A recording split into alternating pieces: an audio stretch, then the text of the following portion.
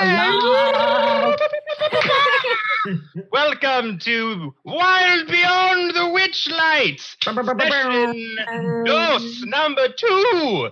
Thank you guys all so very much for showing up on this awesome Tuesday.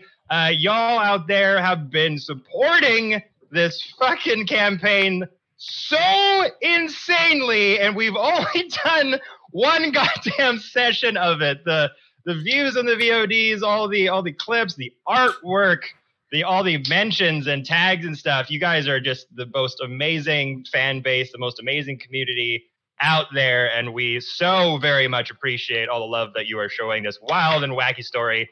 Thank you all so very much. But it is here. The day has come. Session 2 is about to begin. But before we get to some more wacky fey wild goodness, we've got a few things to show you, because a lot of you sent us a lot of really cool stuff pertaining to this story, these amazing characters that these great creators have made, and we want to show off that shit. So we're going to quickly start off with a delicious array of fan art by a couple of very talented creators.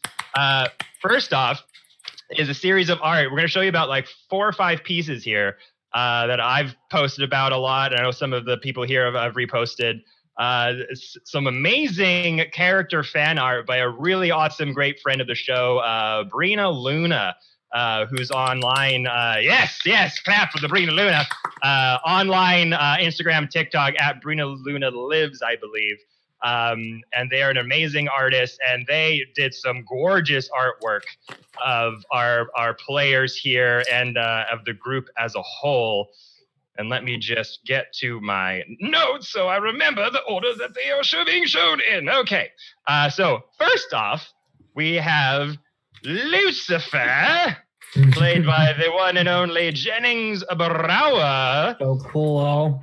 Hello, everyone. Get in that zoom. Yeah. So amazing job. Love the dark sort of purple background with the red skin, the amazing suit, looking suave as ever. Got one DM from when I posted this today, because I posted the official Lucifer one on my feed, and someone said, "Why does he look like Will Smith?" And I didn't get it. I was like, "What?" I don't see it. But you know, art is up to the beholder, I guess. You know, interpretation and whatnot. But there you go. But yeah, amazing job on this, Sabrina. Well done. Moving along, we've got Quincy. Of course, of Quincy's Tavern, right over yonder. And this awesome scene being depicted right after Quincy was dragged off before trying to force himself into the Hall of Mirrors, the Hall of Illusions, and not knowing that there was a statue that had been cursed with Tasha's hideous laughter spell. And so Moss had to drag Quincy's character off, like, to get out of the radius, and this is them kind of coming to after just laughing for probably a good 20 minutes straight. Love that depiction. Love you, like, your rosy cheeks after you've just been like laughing just nonstop. It's awesome. And that look, we got your arm, I'd be like, oh, what did I? Oh, me. I'm so clever. Exhausted laughter.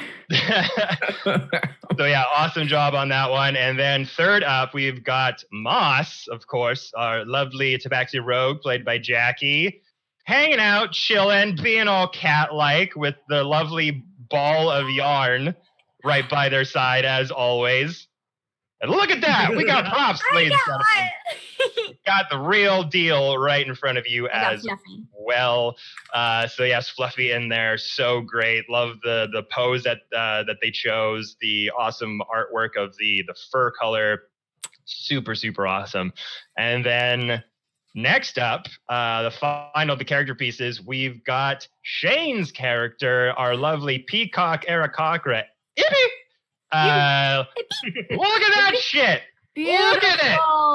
Look at that shit! That was the first one that they made and posted, and I was like blown away by the coloration, all the blues and greens.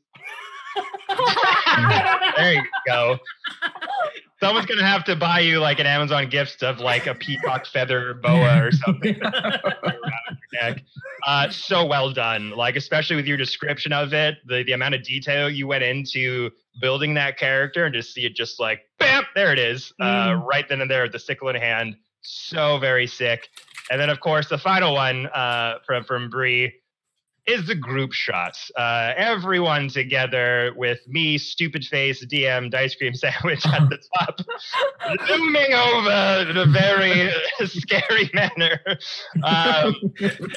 But yeah, awesome array of character art there from Brina Luna. Thank you so very much for doing that, Brina. We absolutely appreciate it. I know everyone here was just blown away when they were tagged every time you post a new piece of artwork. So thank you, Brina. If you want to check out her artwork, or maybe, toss out your own gold coins to get some of your own character artwork, go check her out on all the socials. Her handles are tagged in all the art pieces on Dicecream Sandwich feed at Brina Luna Lives. So go check that out. Up next, we've got some other fancy artwork from one of our own players here, Jackie and Elena Chan, who just had to do something until session 2 happened and was just too excited. Come sooner. couldn't get rid of that awesome feeling of the group. So they made some awesome artwork as well. And I think first up we've got what has been very gleefully been adorned as our catchphrase here in our Witchlight stream. # booby wings. They made booby wings, as you can see. Perfect. Lovely coloration similar to the wings that they are wearing currently, with the Dicecream logo in the middle. Fucking hilarious. And also, to that point, because again, we've got a lot of love from you guys, not only on Instagram, but also on Twitter and TikTok. We're going to do something tonight that I've never even tried to attempt before on the channel with the streams that we've done. Just because, why the fuck not? If y'all got your Twitters ready and going, and you want to kind of take part in a fun little social movement, if you see something you like on the show, a hilarious moment, someone doing something awesome, use the # booby wings tonight during the show. And I will do my best to retweet them after the show, all the best ones. I'm sure everyone here, if you tag like Quincy or Jennings, Jackie or Shane in your favorite moments, I'm sure they'd be happy to retweet them as well. Or at least comment and check them out. So yeah, guys, we're gonna test that out and see how it goes. And then screenshot and reshare your tweets to your Instagram stories and tag us there. I will probably reshare it to my Instagram, so that'd be awesome. Yes, there you go. definitely. Excellent point, Jennings. Yes. If you put it on Twitter or Instagram, take a screenshot of your tweets, put it on your Instagram, tag us in it, and we'll be happy to try and reshare it there as well. Awesome. Okay. And then last but certainly not least, one final piece of artwork, again, of the gang, chilling by a campfire right before waiting for the carnival to arrive. As the sun rises above the greener pastures. One more piece of art from Jackie is everyone here hanging out by the tree. You got Lucifer playing with the fire, making it lime green. Ibby and Quincy hanging out below. And of course, Moss laying passed out on a branch of the tree. Hilarious, awesome stuff. So thank you, Jackie, for all your amazing artwork. Thank you, Brina, for all of your awesome artwork as well. So give a round of applause for all of them awesome people. Woo-hoo! Okay. And one more thing, everybody. Right before we're about to begin session 2 of Wild Beyond the Witchlight with all these amazing creators, we've got one more cool piece of media to show you. This as well, made by our lovely Jackie Elena Chan. Instead of me, doing the whole rigmarole of last we left off and trying to get in all the awesome things that happened, I think it's better if we just show you what happened last time on Wild Beyond the Witchlight. So without further ado, enjoy this fun catch-up video of session 1, everyone. Enjoy.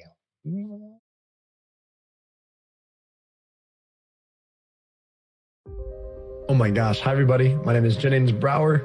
I am a level 3 tiefling fighter. Hi everyone, my name is Jackie Ilana Chan, and I'm currently playing a Tabaxi Monk level 3. Hey, I'm playing Quincy as a artificer-artillerist.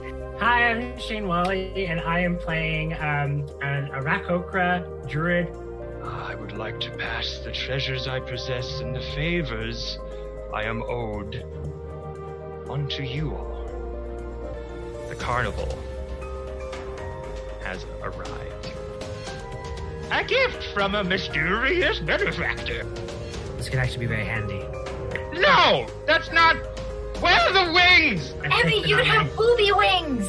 Done. I can fly in every direction. It's gonna be one ticket each for you. Let the feasting orchard eating contest begin. Wait, we're playing for something? No, it's almost half my life. Here you go, friend. Enjoy.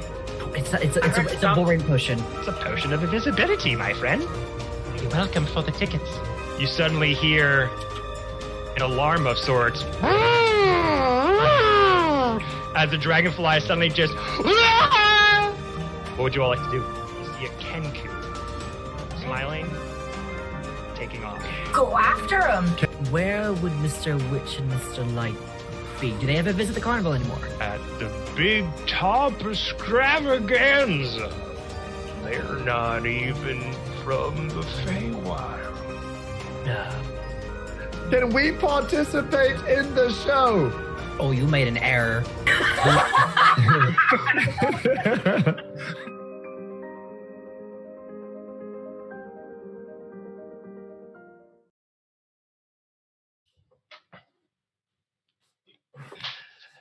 And now you're all caught up on session 1 of Wild Beyond the Witchlight. Thank you again, Jackie, for making that awesome video. Very, very well done. But with all that out of the way, everyone, let us begin, finally, session 2 of Wild Beyond the Witchlight.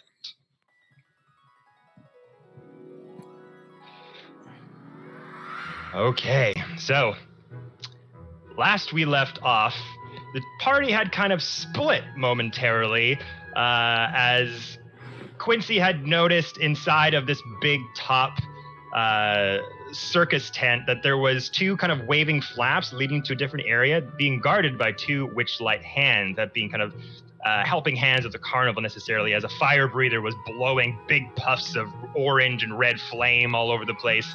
Quincy, seeing this, instantly was intrigued and just said, "Cause a distraction, I'll be right back," and just bolted over towards, like, sort of through the stands, trying to get, making a sneaky way over there. Boss, not wanting to take part in a distraction at all, just quickly followed Quincy. He was like, "Wait, no, don't go anywhere." As Quincy slowly was taking out your potion of invisibility that you had won during that eating contest in the first session. Up to this point, Lucifer, playing a couple tricks on the flamethrower, caused the bright orange flame to turn bright green, just freaking out the flamethrower for a hot second, falling on his butt. Hot second, I get it. And as Quincy yelled, "Go distraction," and started heading towards the that other area, Lucifer just kind of stood up and was basically saying, "Can I help be a part of the show?" And so that was a horrible Lucifer impression. Why don't you just say what you were going to say? Can we join in on the show? There you go. That's just my impressions normally. Like, "Hey, do Owen Wilson." You want to just go down? It's horrible. So, and Evie behind as well, which I believe Evie was kind of indifferent, but just like, "I guess I'll join." Like, all right. So with Jennings standing up, "Can we be a part of the show?" We're gonna quickly go over to yeah, that was better. That's better. We're gonna go over to Quincy and Moss, who are kind of working their way sort of behind the stands where there's multiple people watching the show currently. I think you said you kind of like ducked in under the awning to kind of get creepy, to get closer, kind of unnoticed. Wasn't sure if you had popped the invisibility potion yet. I think you just took it out. Not yet. I'm wondering. I don't know if I want to use it now or not. So I'm kind of waiting to see how they're doing. But the 2 guards, are they paying attention to what's happening on stage, or are they kind of still kind of like pretty alert about what's going on like around them? So as you made a check earlier, you noticed that the two of them were kind of like maybe a little bit tipsy. They were kind of sharing like a bottle of like pear brandy or something equivalent to that. Okay. Between the two of them, kind of arguing over who's going to be taking watch next. And they looked over as the flame turned green and just like, and just started laughing over at the flamethrower had kind of fallen down, but they're still kind of hanging around there. Okay. So I'll look over to Moss. Do you have anything that could mess one of them up? I could set one on fire, but we don't have to go that crazy. I don't think that we can do anything at the moment. Is there anyone else around besides these two? Like, does this, like, the two flaps that we're heading towards, does it look as though that's where the performers are coming out of? Or just, like, backstage where the employees are? Yeah, so coming into the big top, there was already the flamethrower was kind of already there with whiffs of Mephites kind of swirling around him, blowing his huge vats of fire. You didn't really see any performers kind of coming in and out necessarily, but the two kind of flaps are kind of enclosed, kind of blowing with the wind. Yeah, it's kind of hard to see at this point. I don't have anything besides just knocking them out, but I think that's a little bit aggressive, Quincy. Let me try something. Especially when you've got like a rows and rows of audience members that could easily just be like, what the hell? It's like if you went to a bleachers, like, I love that friend. Whoa. Yeah, I can use Fluffy as a distraction, just like roll it, oh, that's mine, and then just like get him under the bleachers. You want to do that? Oh, if we get Are we caught, thinking chaotic? if we get, well, no, that's what I was hoping Lucy and Abby was doing, but it doesn't look like they're doing that at all. Whoa, wait a second. Where are we right now? So they are kind of going off towards this entrance of sorts, this sort of area of the tent that they're not really sure what it contains just yet.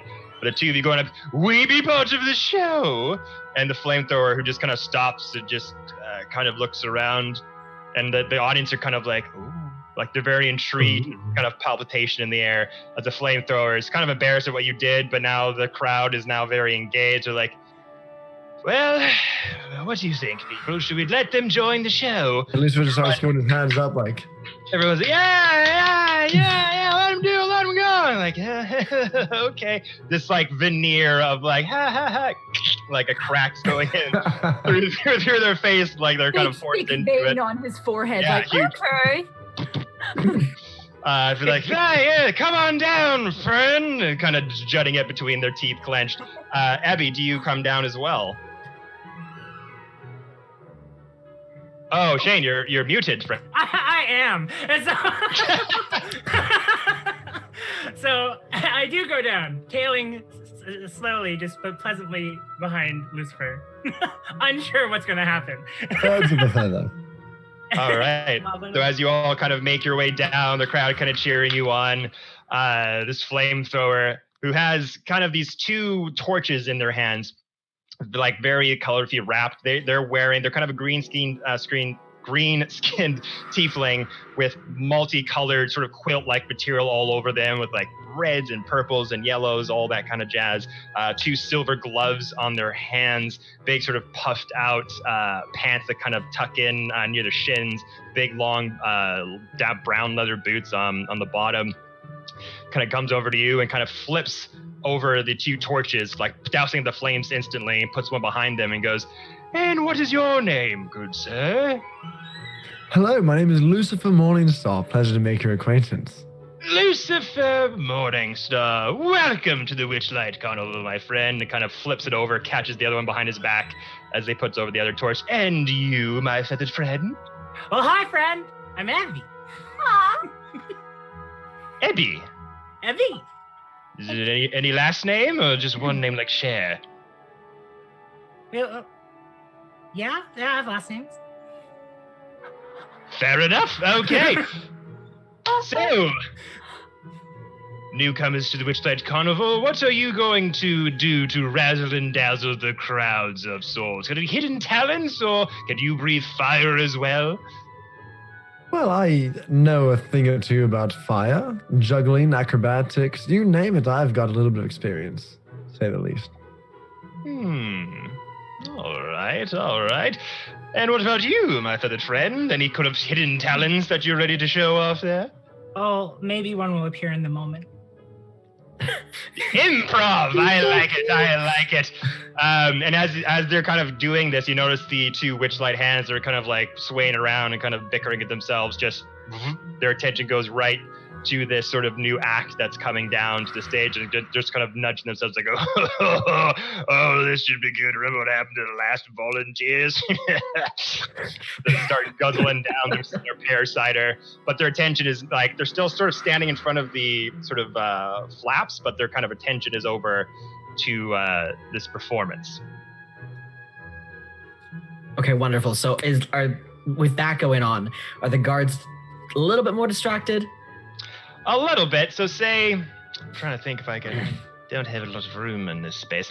Kind of like if I'm standing here and like look at the camera, like guarding, and then, oh shit, oh, this should be good. They've kind of like turned their attention like away from being right behind. So kind of like, say if the entrance is here, you're coming from here. Their attention is going that way now. All right, I'm a full send, no thoughts, head empty, kind of like crawl, go and try to like. You try to like Chris Farley, like kind of do a somersault, but it's I don't want to use the invisibility potion yet. So like while they're distracted, I want to just go ahead and try to stealth like. All right, Moss, are you trailing behind as well? Can I try to seduce them? I'm so worried about Quincy. They're right there. If I just like flash little tail, can I just? So here's the thing. Let's map this out. So yes, Quincy just suddenly is like, I'm going for it. Just literally darts out. You're a little bit behind him. You would have to get ahead of him so that they're looking at you and not him, because then they'll just see Quincy just like somersaulting out of the audience stands, and then you out behind him being like, hey, look over here, but still looking over at Quincy, just blatantly running over. So here's what we'll do. Quincy, make me a stealth check. All right. Oh, please. Oh, please. Oh, please. Oh, please. Oh, please. Oh, please. Oh, please. Oh, okay. It's fine. 21. Oh, okay. Moss, make me a dexterity check really quick. This is just to see like how fast you are to kind of get ahead of Quincy. Okay. And then make me a charisma check. That's a 10 for dexterity. So he's way ahead of me. Okay, so the two guards are kind of just sort of put their attention slightly on an angle, like, oh, this should be good. Remember that happened to the last volunteers? But there's kind of this opening, just sort of a V-shaped opening to where Quincy can kind of get in as the attention's kind of over here. So you kind of reach like, Quincy, no! And he's just ran super, super fast and whoosh, before they even had a chance to see in the periphery. But they do see you, who's kind of like clawing out from under the seating there. So I'll have me roll your charisma. Roll a charisma check. It's a 3.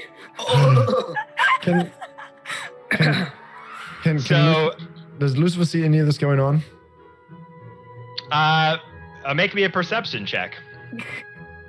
Oh, come on. Oh, God. Okay,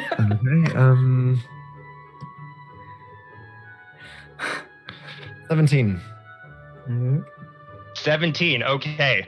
So you do catch it, but I'm going to signify what moment you catch in just a second. So, Quincy, you easily rush into this other room. They do not see you. You pick just the perfect moment.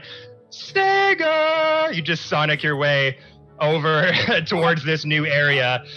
Moss, you're kind of, wait, no, and he ran so fast that they hear you kind of falling down out of the audience stands to chase, sort of grab him. So the attention of the hand just kind of right in the dirt. Look over to you, and you're kind of face planted in the dirt, of the big top, and then you try to attempt to seduce them. Well, hello there. What do you do to seduce them? Do you know where a hot feline like myself can get some of that hard liquor?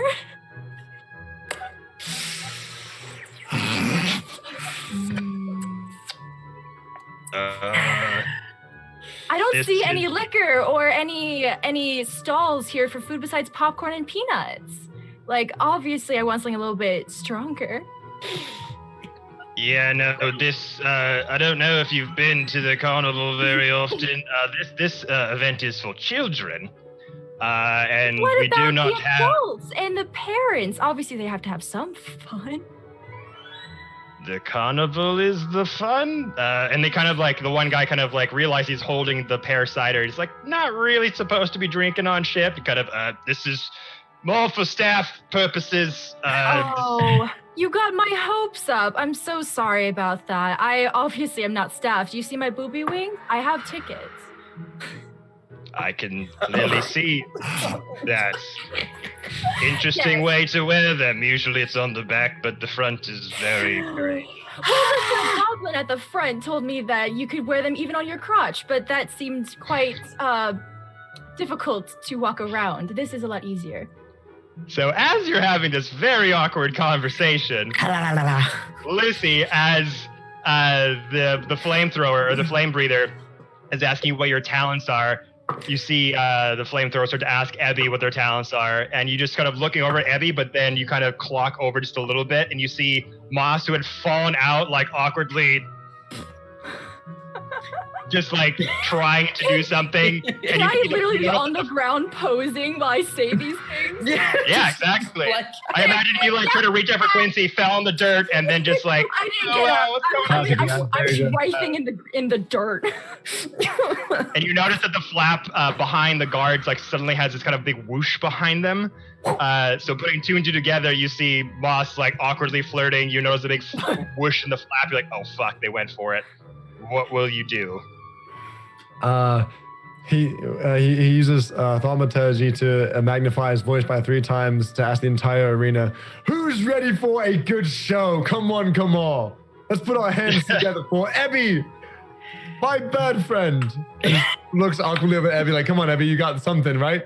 I have booby wings. Oh my god.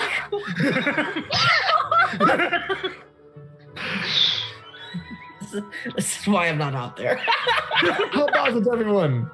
Booby wings. Roll me a... Oh, sorry. Oh, sorry, you're going to continue? I was gonna say, I would also like whisper over to Lucy, like, I can create fire. Yeah, go with that. Go with that. You do Booby that. wings I'll on tell fire! You create fire? Yes. 'Cause Like I in what way? Like Oh, how I do you just- create it? Where does it come from? Oh, so I'm using the produce flame since it doesn't damage my equipment. And Okay. so I'm going to set my booby wings on fire, and then, So you set yourself on fire. yeah, and then I'm just going to be around and not hurt myself. Okay, I'll have both of you make me performance checks really quick. Oh. 21. Ooh, 17. Ooh. 17. So that booming voice is like, everybody! And it just the whole, like, it echoes out through the tent, like billows out, almost like a sound wave kind of ripples as the stands kind of rattle for a minute with your booming voice kind of turned up to 11. My friend Ebby here has a great trick to want to show you. And Ebby's like, fire! the Witchlight hands are standing by, kind of awkwardly flirting with Moss. This is for the children. Oh, This- wow. Look at those flames. Oh, And all of my a sudden, woof, the loud booming voice of Lucifer kind of, everyone! They all look over, it's very loud, and then they look kind of concerned as they see Ebby go, I can do fire! Oh, Jesus! And they start running over to Ebby, who's just on fire, standing there. The fire breather who's standing in the middle of you is like, oh, jeez! Looking really worried. Do you do anything to alleviate them from the fact that you've just set yourself on fire? I start, so Evie starts miming from the person he remembered from the tent. Okay, so you got your produce flame kind of covering your whole body. But he's like, am I allowed to just jump onto does this fire burn other people? Yes, it's real fire. Oh, Abby, what if you use like your tail, your peacock tail, to like fan it to make it like pretty, and then Lucifer like changes the color? Yes, that sounds wonderful. So Abby like props himself up, and then the fire will go over his tails, and he just like, and then he's walking around, just like,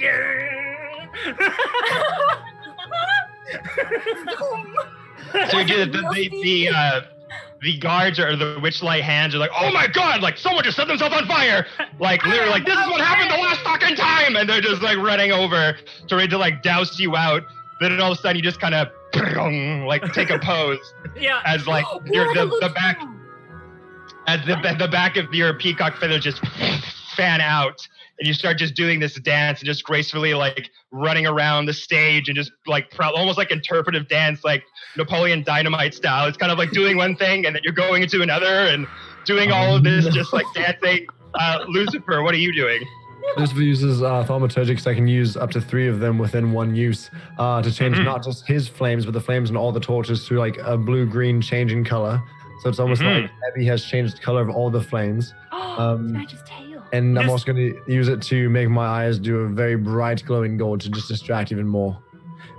Can I use this time as they like are away from like the 2 flaps to go to like sprint? Do you want to get into the back room as well? I want to follow Quincy, yes. Yeah, okay, so make me a stealth check. So can Abby do something right now? Yeah. So Abby sees the colors on him turn to blue, and he was not prepared for it.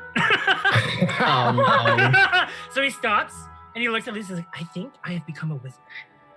I know exactly what he's done, says, I think you have too. I can fly. Yeah. My stealth check was 16.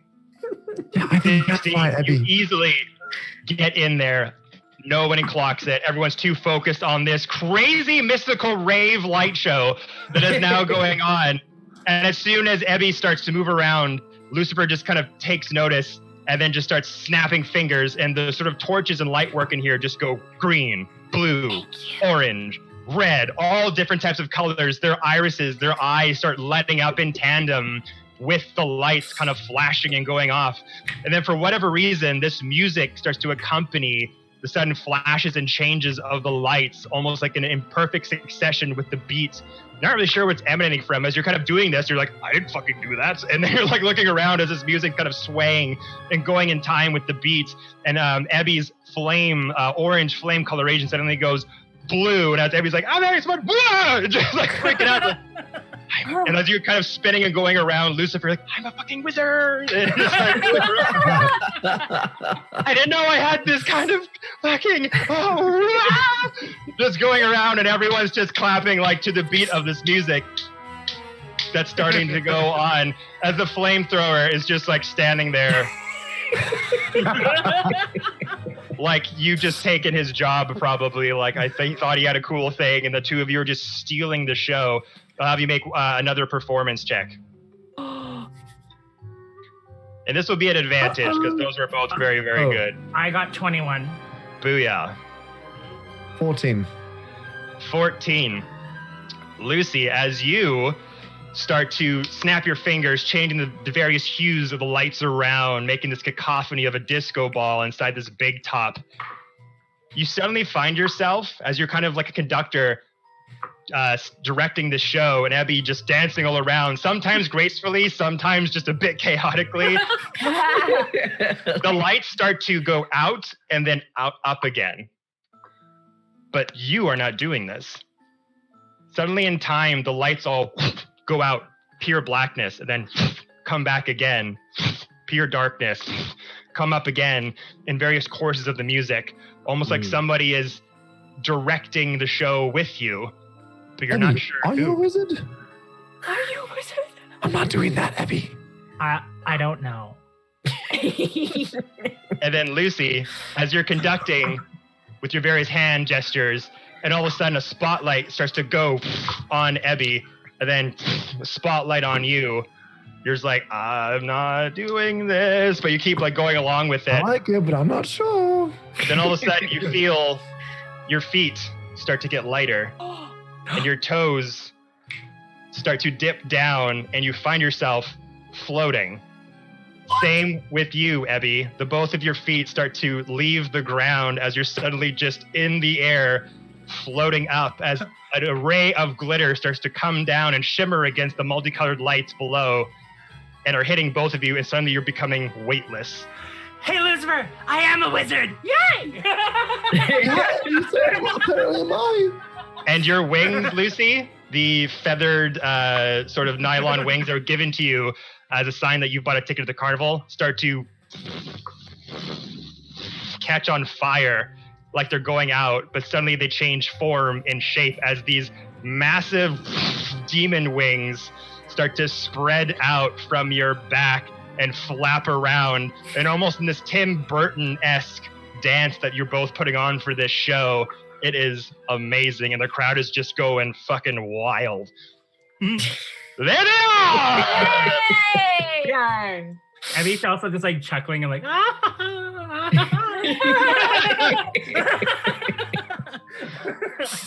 So with that, we will cut over to Quincy and What do I see? Moss If I'm behind inside there, of this what do I see? room.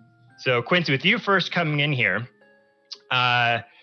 this is a dressing room. Okay. It's a scene of colorful clutter, tables strewn with makeup kits and glass jewelry, mirrors trimmed with glowing orbs of light, and chests of drawers and wardrobes spilling over with garments. Make me a quick perception check. Sure. Ooh, that's horrible. I was distracted by what's going on outside. That is a nat one. Ooh. So looking around, there's a lot of things kind of in chests and different drawers kind of like peeking out. Can't really see like what they are entirely. It's just kind of a giant mess in here of every different performers and Witchlight hands kind of taking costumes and gear for their various shows. And you do notice that there is another flap that's kind of flapping in the wind on the opposite side of this sort of a makeshift tent next to the big tent. Right. that you stand. Okay. Well, then I'll walk towards that way. If I don't see anyone in the room, I'll make my way over there. Okay, and as you start walking over, suddenly Oh my God. just shows up right behind you. What happened? What did you do? I had to flirt. I've never done that in my life. Okay. How did it go? Awful. I just see the dirt on my booby wigs. Did you see anything in here? No, I don't see anything. Let's go this way. But what? No, never mind. I'll walk that way. Just like, Divert the eyes away from the booby wings. yeah, yes, you certainly can. Okay, cool. Perception. 12.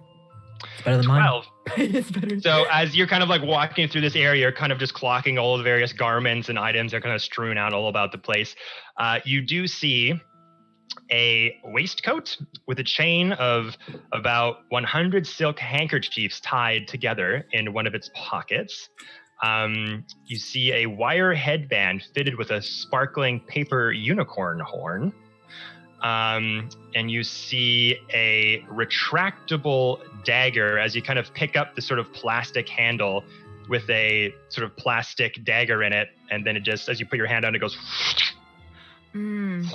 A prop. Exactly. What are you doing? I want to be a unicorn. I want to be a unicorn. Can I take the unicorn wire? The little unicorn like headband? Yeah, of course. Awesome. I'm a unicorn butterfly. I'm proud of you. Thank you. Okay. Okay, let's go. Let's go. Yeah. All right, so going out to this other end. I want to peek out underneath and just make sure that coast is clear because I'm not really sure what I'm doing, but I'm kind of like. You're in it now. Yeah, make me a perception check. Better. 16. 16. So you kind of look out from this second flap and you see beyond it a tangled wall of thorns, all kind of huddled together, creating this kind of barrier. It's about 20 feet high and 5 feet thick. So very, very tall, kind of like a hedge maze length. A chonky door. Okay. Yeah, so it's a big wall that's kind of seems to be encircling around an area. Okay. But we didn't see this wall outside the whole carnival. Right? No, this is just behind this area, it seems. Hmm. Can I do an Arcana check? Yeah. Do Arcana or Nature if you like. They're both +1. When she's doing that, can I send out Coco to just go touch it? Sure. So I'm going to kind of get close and then just kind of like have Coco just kind of fly up and just kind of like put his head on it. Just see if it like reacts or does anything. A 7. Okay. 7. So yeah, it's a wall of thorns. It's big as all. It's very, very dense, very, very thick. Not thick enough that you wouldn't be able to pass through it, but loose enough that you could probably force yourself through it, but it would probably like scratch you up. You know what I mean? Like a thick bramble patch. But you get your little metal bird friend out of your sack there, Quincy. Put it down. Go. Kind of pedals its way over there. Looks up at this massive 20-foot high, thick wall of thorns. And you want to just like touch it? I just want to see if like the thorns will react to whatever like gets near it and touch it. So like kind of like have him like try to walk in to the thorns and like just be present there. Okay. So it just walks up to the wall of thorns.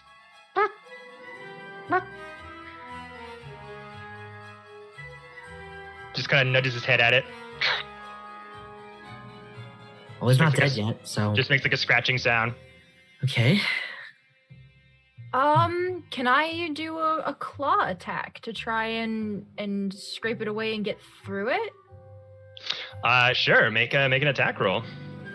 Okay.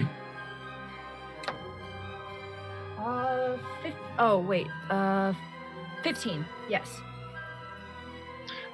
15. So you go with your claws.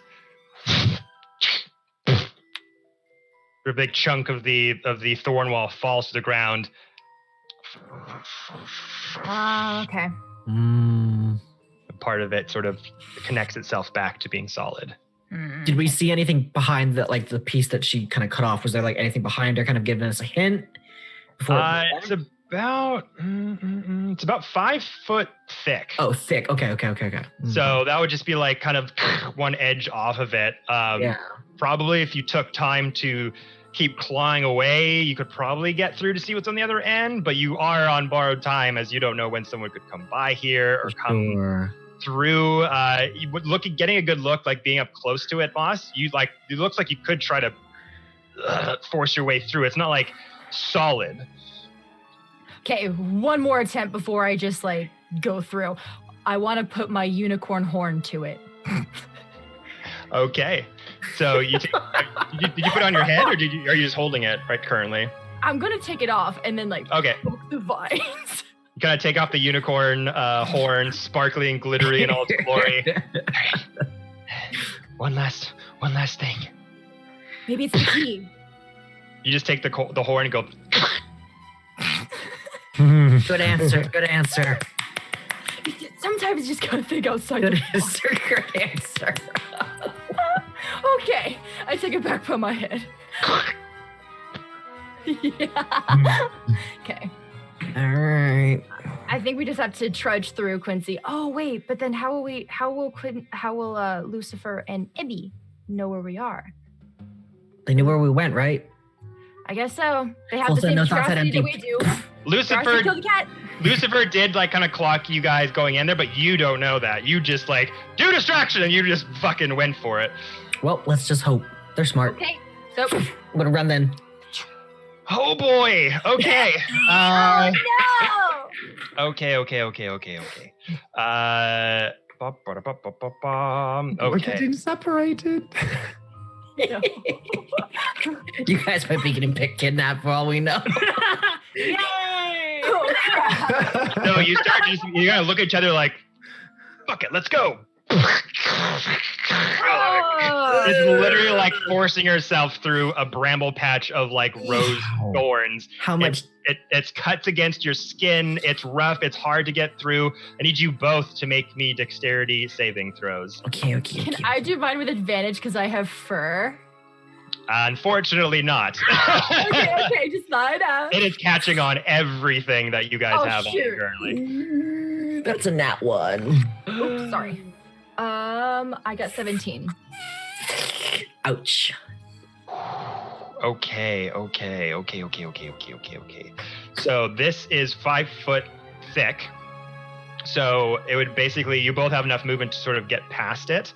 But let me see here. How bad is gonna hurt? So you're gonna take Quincy. 7 points of piercing damage. As it just starts to cut on all of your open areas of your claws and your skin, starts to catch on your bag and your clothes. Yep. And somehow with your stature, you had a good running start, but it catches on your bag, on your clothes, on your shirt. You're stuck in the middle of it. I'm stuck? Oh no. And Moss, you take 3 points of piercing damage on a success, but you're able to kind of move your way a bit more nimbly than Quincy, and at least be able to poke your head out on the other end. Just my head. Just your head. Just my head. Unless you will, I could tell you what you see, and then you could choose to go further if you like. Yes. Yes. Okay. So enclosed by the wall of thorns appears to be a circle of 8 brightly painted wagons, one of which is a glass enclosed water tank. The fanciest of the remaining 7 wagons is just gleaming with its design. It looks like, you've got your trailers for the actors and for the one-liners, and then you've got Brad Pitt's and Angelina Jolie's trailer. It's obviously the biggest, the fanciest. It's got all the coloration, the designs. It looks like it's been the most well kept, kind of in the center there. This looks like this is probably staff quarters necessarily, where the staff probably live, when the carnival's not operating. And you do notice a very big, familiar bugbear putting on a new set of clothes as Burley, the friendly big old bugbear who had caught the 2 halflings arguing with each other over a false marriage, seems to be putting on these big, thick sort of jean overalls, kind of clipping on one, clipping on the other, these big silver braces here, and is in the middle of putting on a big pumpkin helmet over his head. Back is towards you. But as you remember, he was kind of the main bouncer guard here, and you are definitely in a spot you are not supposed to be. But he has not seen you just yet, but he's just sort of getting changed, and he's about to kind of put on the final piece. Moss, I'm stuck. Quincy, as you are stuck in the middle of this bramble, you start to see multiple buds start to sort of circle around you, and these buds start to get a bit bigger and bigger, and looks like they're getting ready to bloom around you. Moss, what do you want to do? I want to take Quincy and try to hide behind the nearest trailer, I think you said? Camp? So you want to go inside the enclosed area? Well, it's difficult. We're going to take damage either way, right? Oh, crap. Quincy, what do you want me to do? I am putting no judgment either way. I am simply just trying to gauge what you are doing. I have something that I'm gonna do, but it's gonna be in a panic if something's gonna happen to me. Can Lucifer and Abby whatsoever possibly getting concerned that, or are they still so enclosed in the fact that they're not floating with these new wings? I promise you, Abby is having the time of his life. I know Lucifer. I feel like with real wings would be pretty head over heels.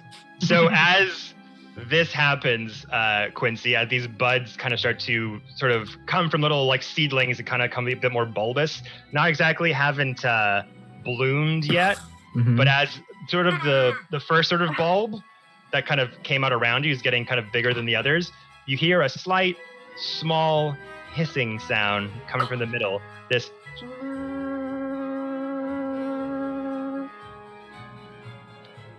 as that happens, we'll pan over to Ebby and Lucifer over in the big top, floating around this magical light show all around you with a cacophony of different colored fire lights.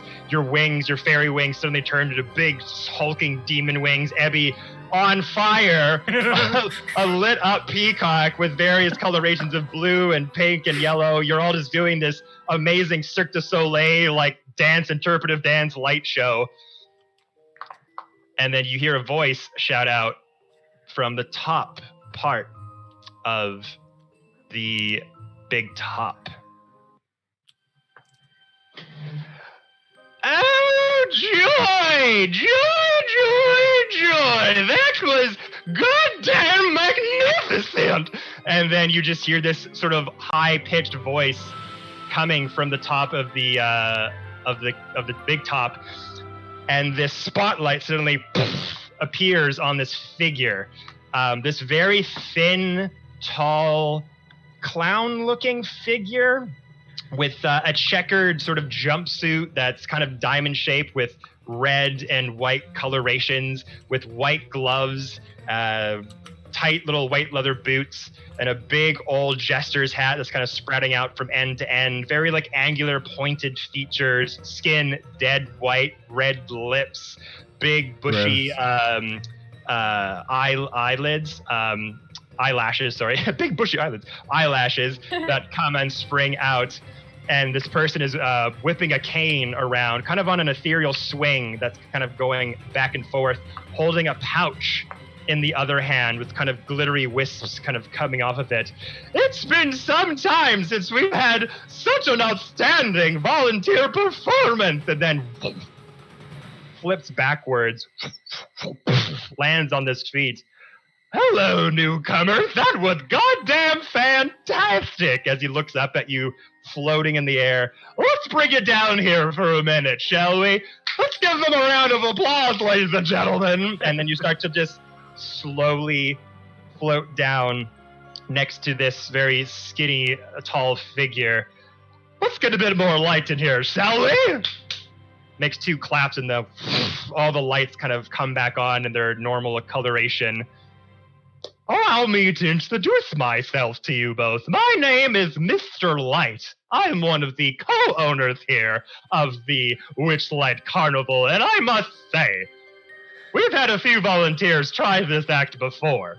Some of them ended okay, some of them ended on fire, not in the fun way. And you guys have put on a magnificent show here. Your ability to perform and improvise is fantastic. Wasn't it fantastic, folks? And everyone's just like, yeah! They're all kind of standing up in their chairs. The fire breather is just kind of like a few feet back, just head down, looking at his torches.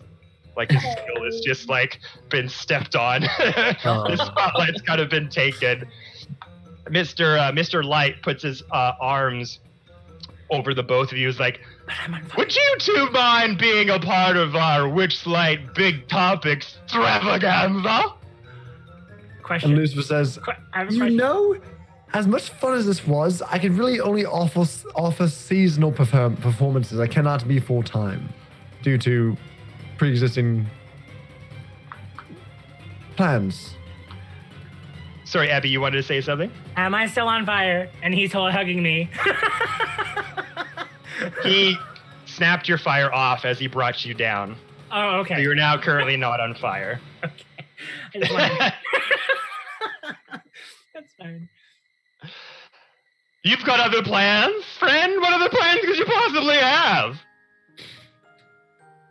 Oh, you know, just on to the next type scenario. We like to come and go to different adventures, join in some way, shape, or form as we have today, and move on to the next and share our talents with the rest of the world, of course. I guess so. If you sure you don't want to perform, I mean, you're going to be joined by some of the Witchlight's top acts, and kind of looks over, kind of as he's put kind of a spotlight on you as he's introducing you to the crowd, as he kind of lit up the whole area, and it went back down to a spotlight on you as he claps for the crowd. And as he has his arms over you, says, "You don't want to join the other top performers here?" Puts his arms out. His hands flicker almost like he's throwing discs of spotlights behind him. And suddenly these various acts illuminate behind you. You start to see Palasha the mermaid serenading the audience from a clamshell bathing pool. You see a mime, the same mime that you saw at the Hall of Illusions, the one who was a ticket holder, suddenly show up in that sort of gray and white and black muted outfit, playing silent games with audience members.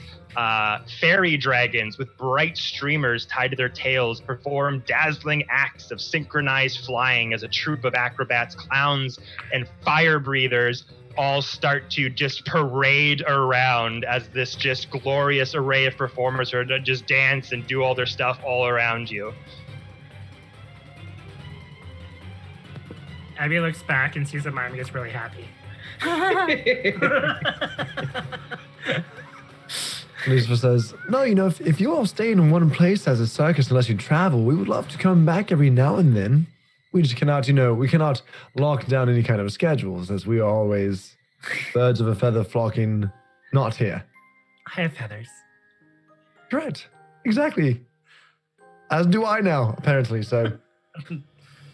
Well, I suppose if you're good for something, never do it for free, you know what I'm saying? And just elbows you in the shoulder. And goes, "Well, you've entertained the guests here, I must say, but you guys are very, very talented. I mean, very, very well done. If you ever want to join an act for the show, I mean, me and my co-owner, Mr. Witch, might be wanting to have a little bit of a meeting with you at some point, if you're down for that sort of thing." Meetings are fun. Of course we'd be down You make more some fun. other time. When it makes Okay. sense. Yes, they are fun. And as you're saying this, we'll kind of quickly pan over to Quincy and Moss. Moss. So kind of taking the time back a little bit, as you see these buds kind of growing around you. Yes. What do you do? I see a bugbear. I see a bugbear. What? We gotta go. Move. We gotta go. Okay, I'm moving forward. I'm going to try and take Quincy through the hedge into this. Into the enclosed area. Correct, and hide behind the closest trailer. Okay, so I'm gonna have you make a strength check to try to pull Quincy out as the thorns and the vines are kind of starting to tighten around you, Quincy, and this pressurized sound seems to be hissing out of the blooming flowers. Bees? Doesn't sound like bees, but sounds like once the flower is probably finished blooming, whatever this low hissing sound is will get louder. Moss, 18. get out of here. I got 18. 18, perfect. You grab Quincy, he's like, "Get me out of here!" Like, "Ah!" I'm gonna have you make another dexterity saving throw there, Quincy. Same for you, Jackie, as you're doing one more movement out of the thick thorn wall here. That one's a nat 20. That one's so much better than the last one. We'll take that one. Oh, that was a 6. Okay, so, oh no. It Doesn't fell. count. It's on the floor. I'll roll it again. Unless it's a 1. It was higher, but it's fine. It's now a 2. So Quincy, you succeeded, so you take half. So that's a 1 for Quincy. Oh. Moss, you failed, though. You will take 5 points of piercing damage as you kind of rip Quincy out. You kind of use your claws to take all the vines and thorns off of his neck. They're attached to his clothes, but you kind of scrape yourself pretty badly going back in and pulling out. You're now on the interior part of this thick bramble bush as the vines kind of start to connect themselves together. As Burley is putting on this pumpkin helmet, you now hear from the big top, "It's been a long time since any volunteers came down to this area."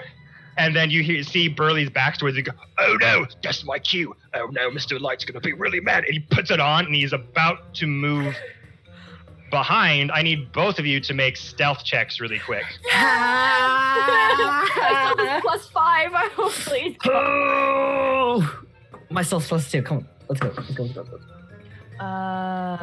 16. 4. Quincy, no. That's a 4. A 4. Okay.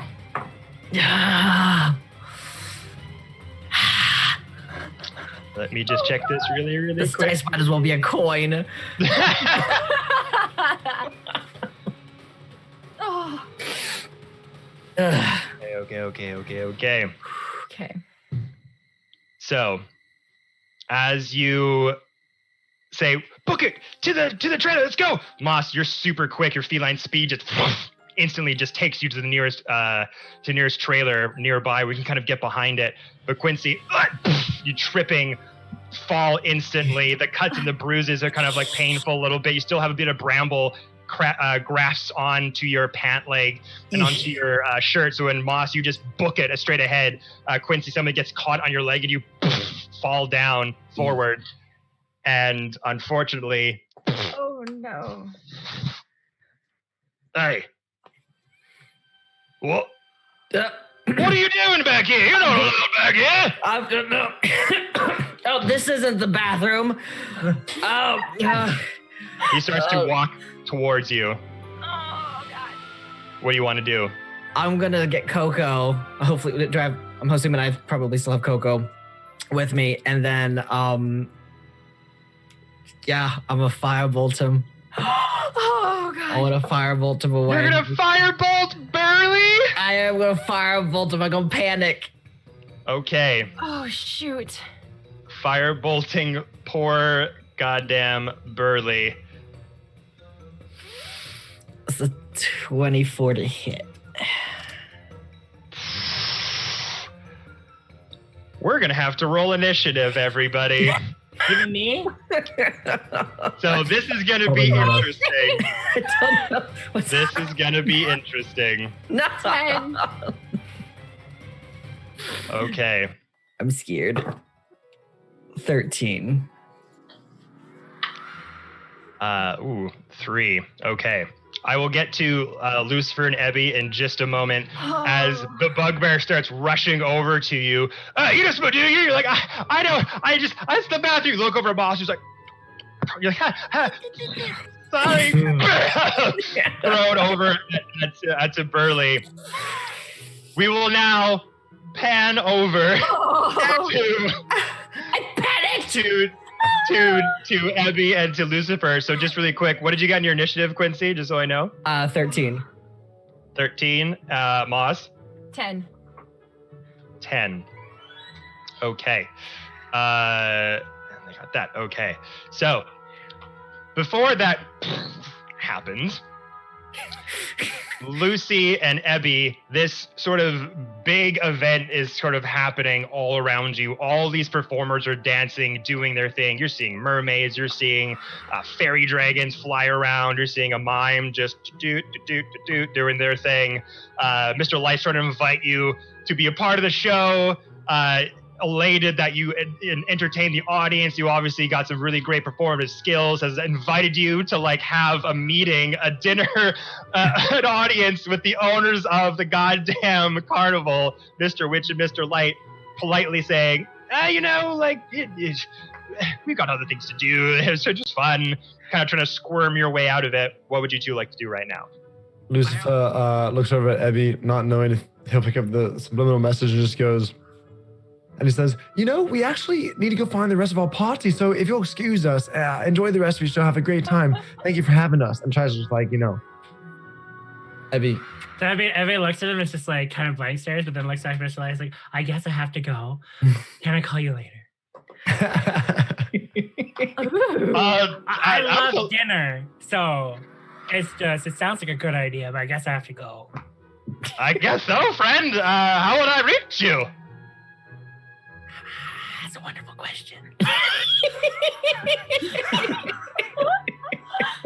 Maybe some sort of signal you could do. Have anything you could like shoot up in the air or something? Let me know where you are. I can fly. You can fly? Well, I guess when you're ready to talk, my friend, just fly on up there. You have a way of me to reach you.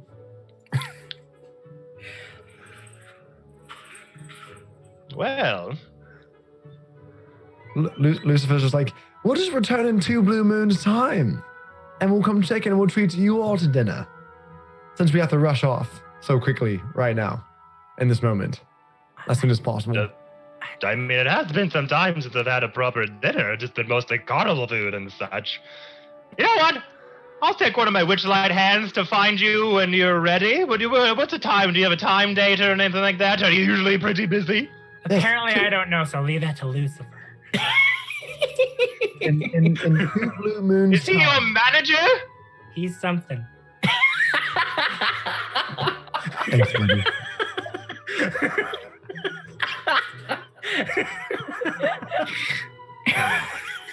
Listen, sir. Listen, Mr. Light. This circus stays here, correct? Pardon me? You're not a traveling program. We in fact are. Well, we come only once every 8 years, my friend. Well, fantastic. In 8 years' time, we will treat you to the most marvelous supper you've ever had. I guess. 8 years is a long time, but I'll take you up on it if you want. I will yell very loudly if it's sooner. What kind of sound will you make exactly? Ah, but louder. Fair enough. I'll listen for the ah. Ah, it'll be delightful, like a pleasant sigh.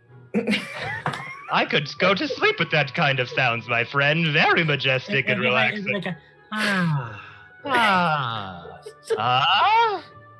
Yeah. Okay, I think I have to get going. So Lucifer pats Mr. White on the shoulder and says, thank you so much for having us. Waves goodbye to everyone and just kind of grabs Abby under the wing and says, come on, buddy. And they start trancing off. And you see that the performers are all interacting with the audience members in various ways. This is very much like not just a audience watches shows and be dazzled. Like this seems to be some sort of event from the carnival. You see all the audiences mingling with all the performers. They're all just kind of all over the place. Some are floating around, getting involved in like doing a tug of war with the mime with an invisible rope. You see them like looking over at this mermaid in this glass dome of sorts. But you want to just beeline it over to the dressing room where your friends went. It's a mermaid.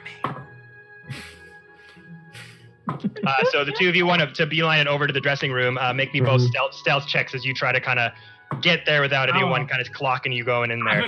I'm just letting Lucifer lead Abby right now because I'm really distracted with mermaids. So I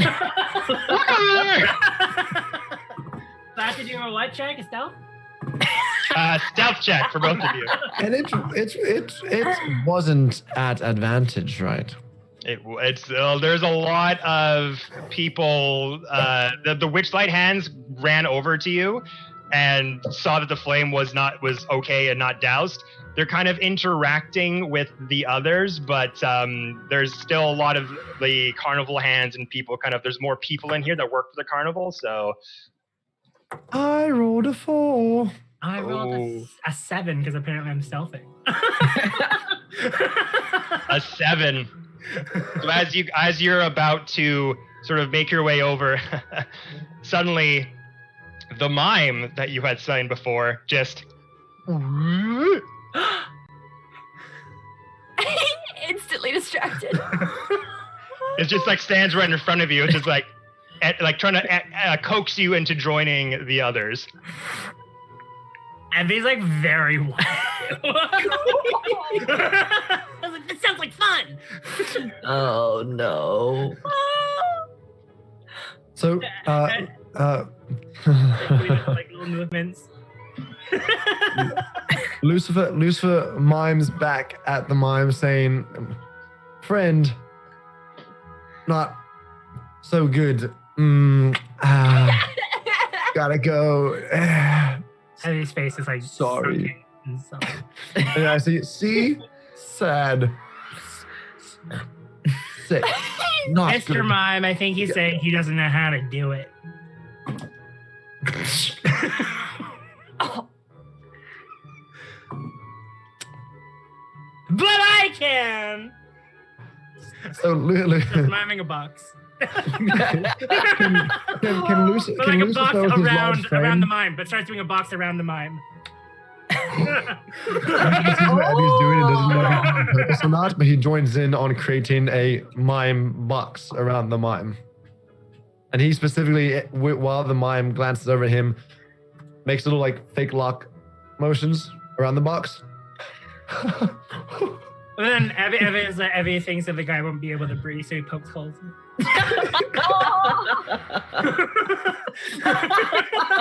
and then Lucifer grabs little Abby by the waist as he's continuing to mime goodbye to his mime friend, and we just carry off to the back. Why I have to go? Why are you taking? Come on, Abby! You're doing great.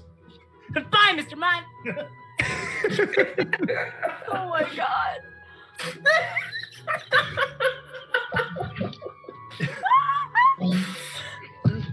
The mime's just in his box. Oh no! Make me. Oh God, what the fuck would this be? Performance at advantage for both of you. Hey. Can I roll twice? Yes, you roll twice to take the higher amount. 7. 17. 17, and then I'll have you both roll deception at advantage as well. Pokes hole. I got a 20. Let's 10. go. 20 and 10. So performance was to, and it kind of worked perfectly. The performance was to judge how believable was your mime prison for the mime. Abby, you rolled a bit lower, but Lucy rolled higher. When you put the locks on, he was like fully just put into the whole act of like, I'm locked in a box. And then believing that you were sick and not feeling well, like we're playing, but we got our friends are sick. They fully are just encased in this invisible box that you've set up, and just so like looking forward and like pretending to choke and trying to get someone out. And then you poked holes in it, like, oh. Okay, so that went through. Okay. Like heading on the glass and pretending to like run into it and falling over, and everyone, like audience members, starting to see going and laughing. You're just kind of just sort of make your way behind him as you set up the perfect distraction for anyone who's watching to focus on the mime and not you, as you just kind of like make your way into the dressing room. So being in the dressing room, was there anything you wanted to look in here, or are you just like, you go in there, you don't see Moss or Quincy? Do I have to do a perception check on this room since it's my first time in here? Yeah, if you want to look around, you can do that for sure. I got 12. 12. Because okay. they're back behind a door that we have not seen yet, right? Yeah, so as you go in here, Lucy, make me a perception check as well. Ooh. 4. 4. So again, you do just see all of these various garments and things around the room here. It's all very messy and kind of all over the place. Abby, you do notice the flap sort of kind of flapping in the wind on the other side. And you also notice a pair of stilts and long, bright purple trousers. You see a clown costume with fake butterfly wings. And you also see the front and rear halves of a 2-person unicorn costume.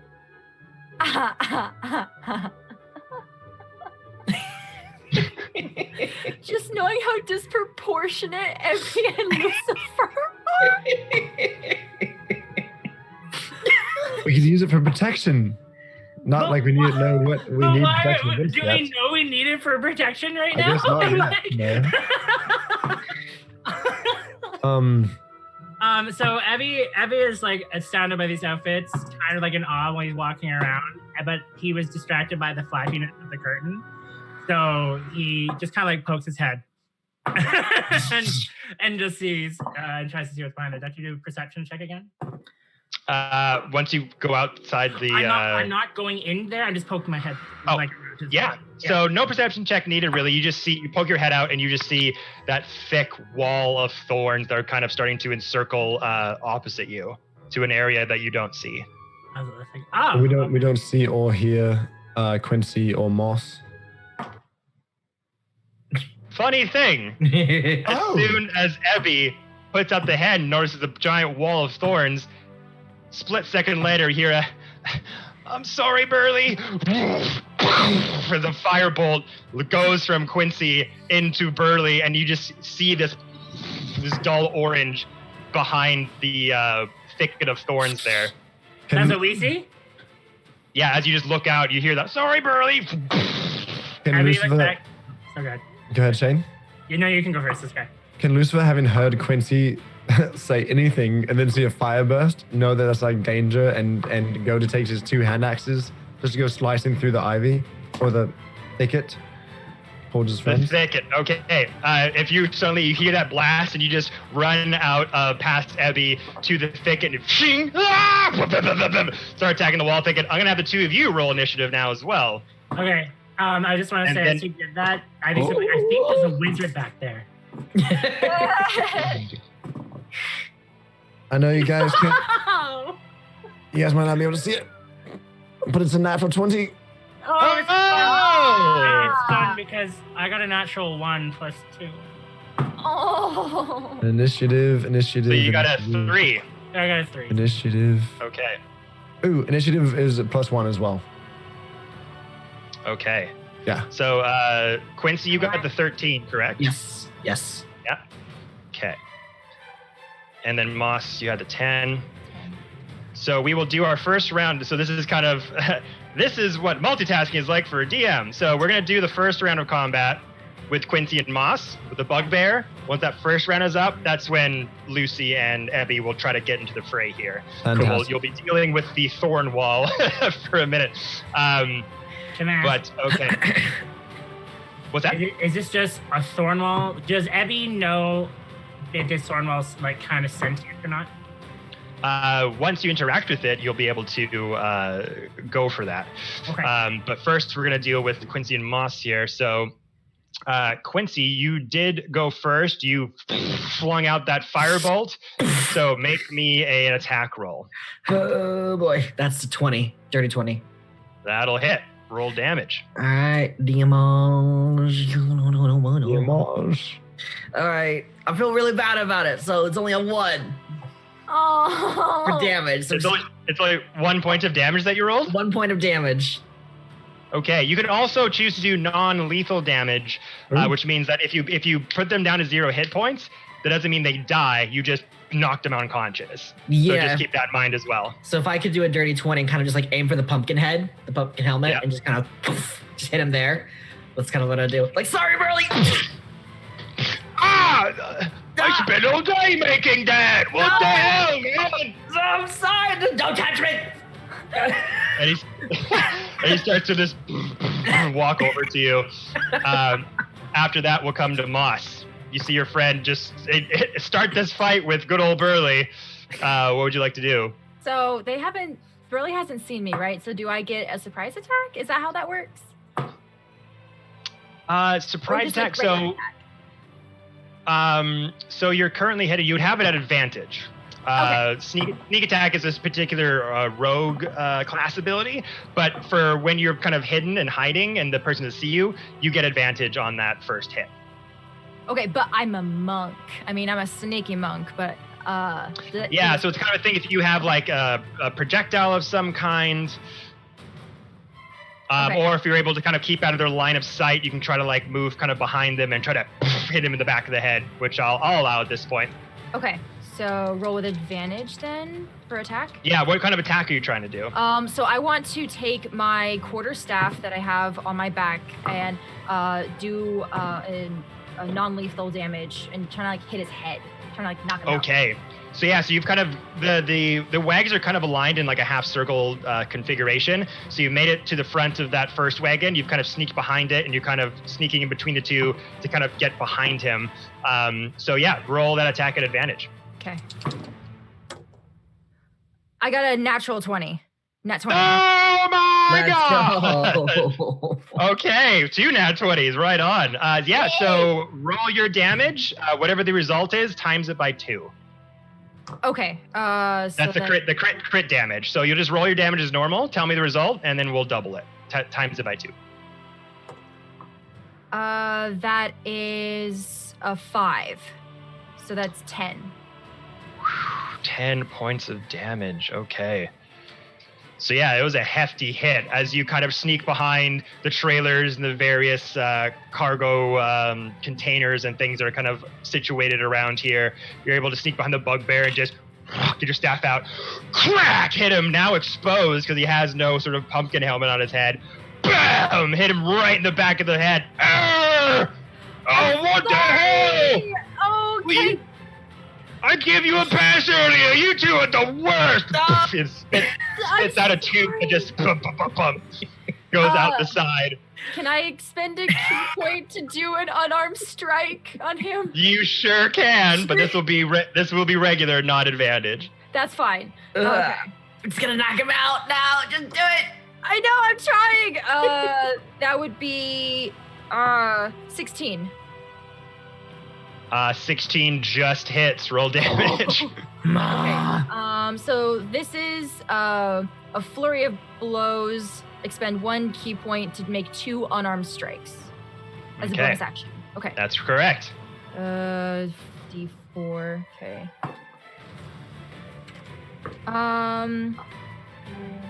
10 damage again. Okay. So you go to bam, hit him with your staff. Oh, look at you guys are the worst. Spits out a tooth. I'm sorry. Bam, gut punch right into the wind, like right in there where all the air just comes out of him in the solar plexus. A big thing of air comes out of him, hard to keep his breath. He buckles down to one knee. It was a huge blow. What would you like to? And so that's the end of your turn, correct? Yeah, I can't do anymore. Yeah. He is still barely standing, but you almost took him out as he kind of catches his breath and goes, oh, that's a good hit there, little furry one. That's a very good hit. And he starts to stand up as this 7-foot-tall bugbear looking at you, and then he reaches behind him through his sort of jean overalls, pulls out this enormous sort of self-made morning star. Oh, God damn it. Yeah. All these kids today spitting on me, asking me to do somersaults. You're taking all their hits today, girl. Oh, no. It goes in for a hit on you. Okay. This is going to be... Oh, no! I can also get natural 20s as well, apparently. Boss might go down. Okay. So, this is going to be... because it's a bugbear, he gets to deal 1 extra damage die when it hits. So this is going to be 3d8 plus 2. Frick! Oh God, I'm gonna die. The boss is going down. God damn it, Quincy. You're gonna take 12 points of piercing damage. I'm still up! 12 points of piercing damage as the bugbear just goes, oh, those kids stepping on my toes, spitting on my costume. You're taking the hits today. Oh, boom! Hit on the ground as just a giant swing takes you off your feet. Hits on the dirt. Moss is bloodied. Oh, that felt good. Just starts swinging the bat around. I feel rejuvenated. And he starts to just whip it around. He spits out some blood from your hit. So that will be the first round of combat as we get to the second round with Lucifer and Ebby now joining. So, Luce, you want to take our hand axe and just run towards this thicket and start cutting through it? Okay, so... with you kind of running towards the thicket wall and starting to cut through it, I'll have you make an attack roll on the wall thicket first. So sorry, run that back. I brain attack roll on the wall of thorns, just to see if you hit it. Am I checking to see if the axe can go through? You said you had your axe out because I thought you were trying to cut the wall, or are you just running? Run and cut simultaneously. Yeah. So in order to cut, you're gonna make an attack roll. Oh, well, so what was the other one that I did before? That was the initiative roll is to put you in place of the order of combat. Fantastic. So you rolled a 20, so that would put you at the top of the combat round. My D20 might have been at the wrong time. Hand axe attack plus 5, so it's a 6 altogether. A 6. So as you kind of rush out with your hand axes, Abby, you see Lucifer just dart off past your view. As Lucifer, and you kind of reach up to start cutting the axe, to cut the wall with your axe. As you lift up your hands, you enter into the wall, the thicket of thorns. Ow, fuck, and you just start to like get pinched and prodded and dragged from all the thorns. You have to make the dexterity saving throw. As you're finding yourself pushing yourself through as you're running, but you're getting caught in all the thorns and vines as you're running through. 13. 13.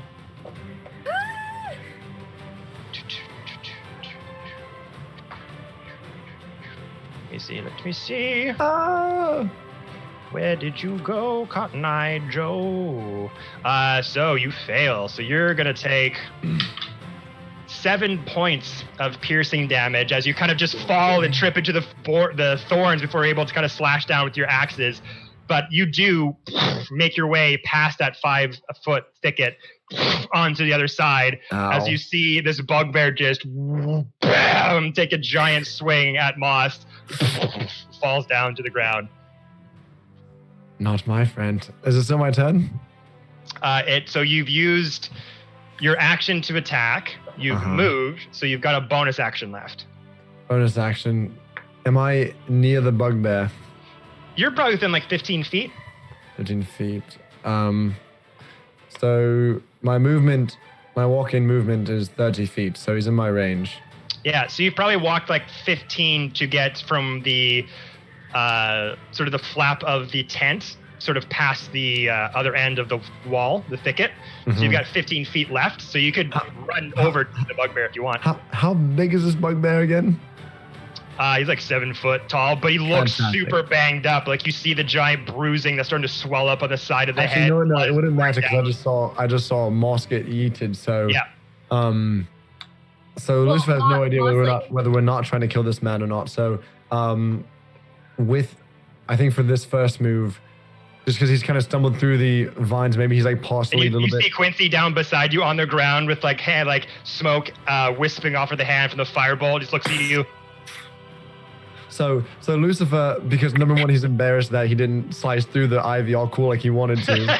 He starts momentum running forward. He's gonna, as he's like kind of falling through the ivy, he's gonna pick up both hand axes and throw them both simultaneously at the bugbear. Boss whispers, don't kill him! Don't kill him! So I believe you can use. So you can throw one of them with your unarmed strike, or with your second attack that you have. So make me an attack roll as you throw the hand axe at the bugbear, and you're doing lethal damage. You said. Oh no! Moss was trying to warn you. It's only a 6. Okay. Unfortunately, it misses as you kind of get out of the bramble. You see Quincy down the ground. You see the bugbear, but clock just knocked Moss on their back. You're like, oh, and you just kind of like wince at the last second as the scrapes and the clawing from the thorns are still tagging on your shirt. So it kind of holds back your throw as it goes wild and falls on the ground as the bugbear was pressing forward and goes, no, you too! How many of you are there? Lucifer's rage is building since he's royally screwing up his coolness level right now. And your other hand axe is over there where the bugbear was, so you're not able to grab one of those right now. You have to go pick it up. But after that, we come to Quincy. Ebby. No, Ebby's 3. Ebby's at 3. Okay. Right. So that first round was you two, and now we're doing the second round. So they'll be at the end of this one. Right. Okay. No. Then I'm like, oh boy. Okay. So I'm gonna get back up. Use half a movement to get back up. I'm gonna pull out Coco and then be like, all right, here we go. I'm gonna firebolt him again. Remember, non-lethal. Non-lethal. Too late. Full Oh set. goddamn. Now that lives for no. Doing a too. killing blow. I'm gonna. Hang on. Welcome to Witchlight Carnival, where murderers are born. No, I'm not. No, I'm not. Okay. The You dice- flicked the 2-faced coin and it came up. Yeah. I All was right. like- so but that's a 14 to hit. I'm assuming that's a miss. That is a miss, unfortunately. Okay. As you kind of get. Yep. Go. No, you're good. You're good. For the bonus action, if that does miss, I can have Coco fire as well. Oh, awesome. And so Coco is gonna do that. Do his little bolt, and that's a natural one. That's a natural one. So no. both miss. So as you look up at Lucy, he goes, kind of goes for the axe throw, but some of the thorns are still catched on their dress shirt. Shit! Just bounce on the ground. You look up at Lucy, son of a. You look at the bugbear looking by, like, you too? What the fuck are you? So many of you! And you're like, sorry, buddy. Goes wide as the bugbear bleeding just. We're doing so You good. guys are really terrible at this, aren't you? This is first time. Gets out the bat and just like starts hitting against his hand, starts to walk towards you as your little metal bird, who's called once more again, Coco. You see a little fire like orange light emanating from their beak, and you're like, get him. It just like hits your shoulder a little bit as it just like didn't get out enough to hit it. You're like, God damn it. Oh no. Yeah, so that all happens. After that, we're coming to Moss, currently on the ground as you're getting back up. The bugbear's back kind of towards your friends. What would you want to do? I'm still gonna do a non-lethal because I have to say that first. Non-lethal strike. I don't Okay. want to hurt him, even though I literally am about to die. Okay. So you kip up as you kind of flip back on your 2 feet. What you doing? I'm going to just take another action to hit him with my quarterstaff. All right, swing away. 17. That There you just go. hits. Roll damage. Finally, one of us hits him. Yeah. Damage. 6. 6 points of damage Non-lethal. with your staff. Correct. How do you want to do this, Moss? Okay, so Moss is currently on the ground. She is bleeding profusely and shaking as she gets up, using her quarterstaff to get up. She sees that Quincy, after just being partially attacked by his own little mechanical bird, sees this giant 7-foot bugbear looming towards him. She uses her staff to propel her forward, takes it over her head, and slams it on his head to knock him on his knees and out. As the bugbear's about to get out the club and start moving towards your friends, you're really horrible at this, aren't you? You just see Moss go, what? On their feet. Bonk.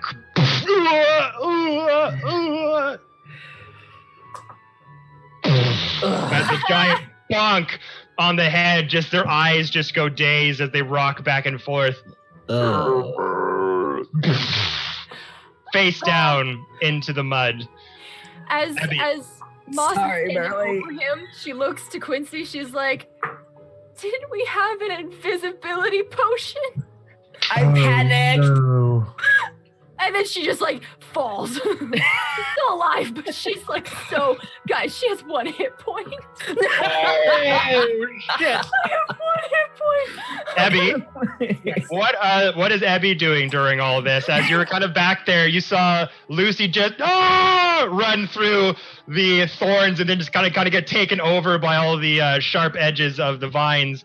You're hearing all these noises behind the thicket. What is Abby doing at this point? Did Ebby see the vines close? So kind of Lucy kind of running into this wall thicket, very much like in real life if you went through a big bramble patch, just the thing kind of consumed him, didn't like eat him or like wrapped around him. He just ran into this thicket and just by the denseness of it, just disappeared into it. So Abby wouldn't get a sign that this thing is sentient yet, right? No. Okay, dang. Okay, so Abby is kind of just like in awe with all this stuff going on, but he's also concerned. So he just walks up to it and looks at the bramble patch, and he doesn't want to run in because, you know, why would he? So he's like, so can he do a nature check to see if this thing is something that he can communicate with? Yeah, make a nature check. I got 12. 12. So as you're kind of stepping up, you see Lucy just run in there. So they hear this grunting and throwing. Oh, fuck, you guys are really bad at this, aren't you? You just go, like, lightly walk over as you're hearing this, like, bar fight happening on the other side of the thicket of thorns as you casually just strut up to this wall, kind of take a closer look at it. You can slowly see, like, buds and vines kind of slowly moving a little bit inside, giving you a sense that this thing does have some sort of sentience. Okay, so Abby takes a second because he's really not sure, but he goes for a whirl and be like, "Hi, Vine." Hi, friend. I don't know if you're gonna understand this, but I need to get on the other side of you because I think something's happened. Can you help me out, please? Make a persuasion check. I got a 9. Oh no! Unfortunately, you say that, and the vines just keep slowly moving, but is unresponsive to your request. Okay. Is there a space for Abby to fly over? Well, the thing is 20 feet high. So what's your walking speed? Or you should have a fly speed on your sheet. Right under your walk speed there. I want to say it's probably 20 or 30 feet. Why can I not find this? Where would it be? Should be just on the top part of your sheet there somewhere. It just says my walking, but this doesn't have a thing for flying. With an Aarakocra, let me see. I do believe it's higher than that. There's your sheet. Jordy says 50 feet. There you go, 50 feet. Okay.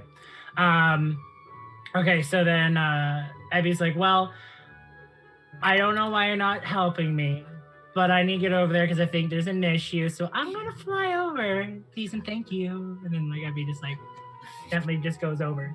Yeah, so you just think, all right, thank you.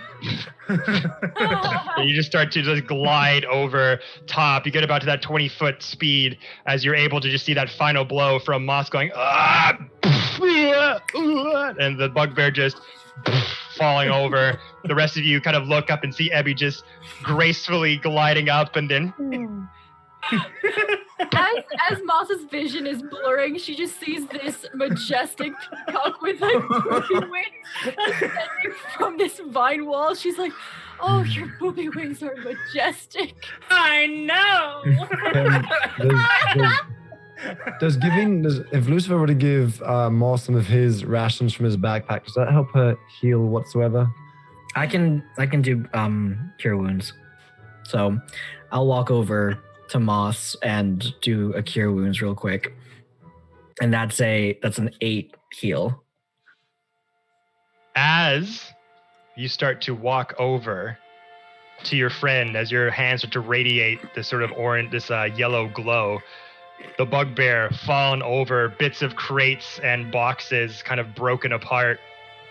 You suddenly hear this door open up from the biggest, most colorful trailer out of them all. This very portly looking fey elven creature with dark gray skin and a 3-piece brown flannel suit with a particular well-to-do hat on, just shouts out, "What the bloody hell is going on around here?" And it's there, everyone, that we're going to take our break. So we're going to take our quick little 5-10 minute break here before we go on to the last sort of hour of our story, just so we can stretch the legs, refill the drinks, and get back to you all. So yeah, guys, that was really hilarious. We'll be right back, everyone. Do not go anywhere. We will be back. See you guys soon.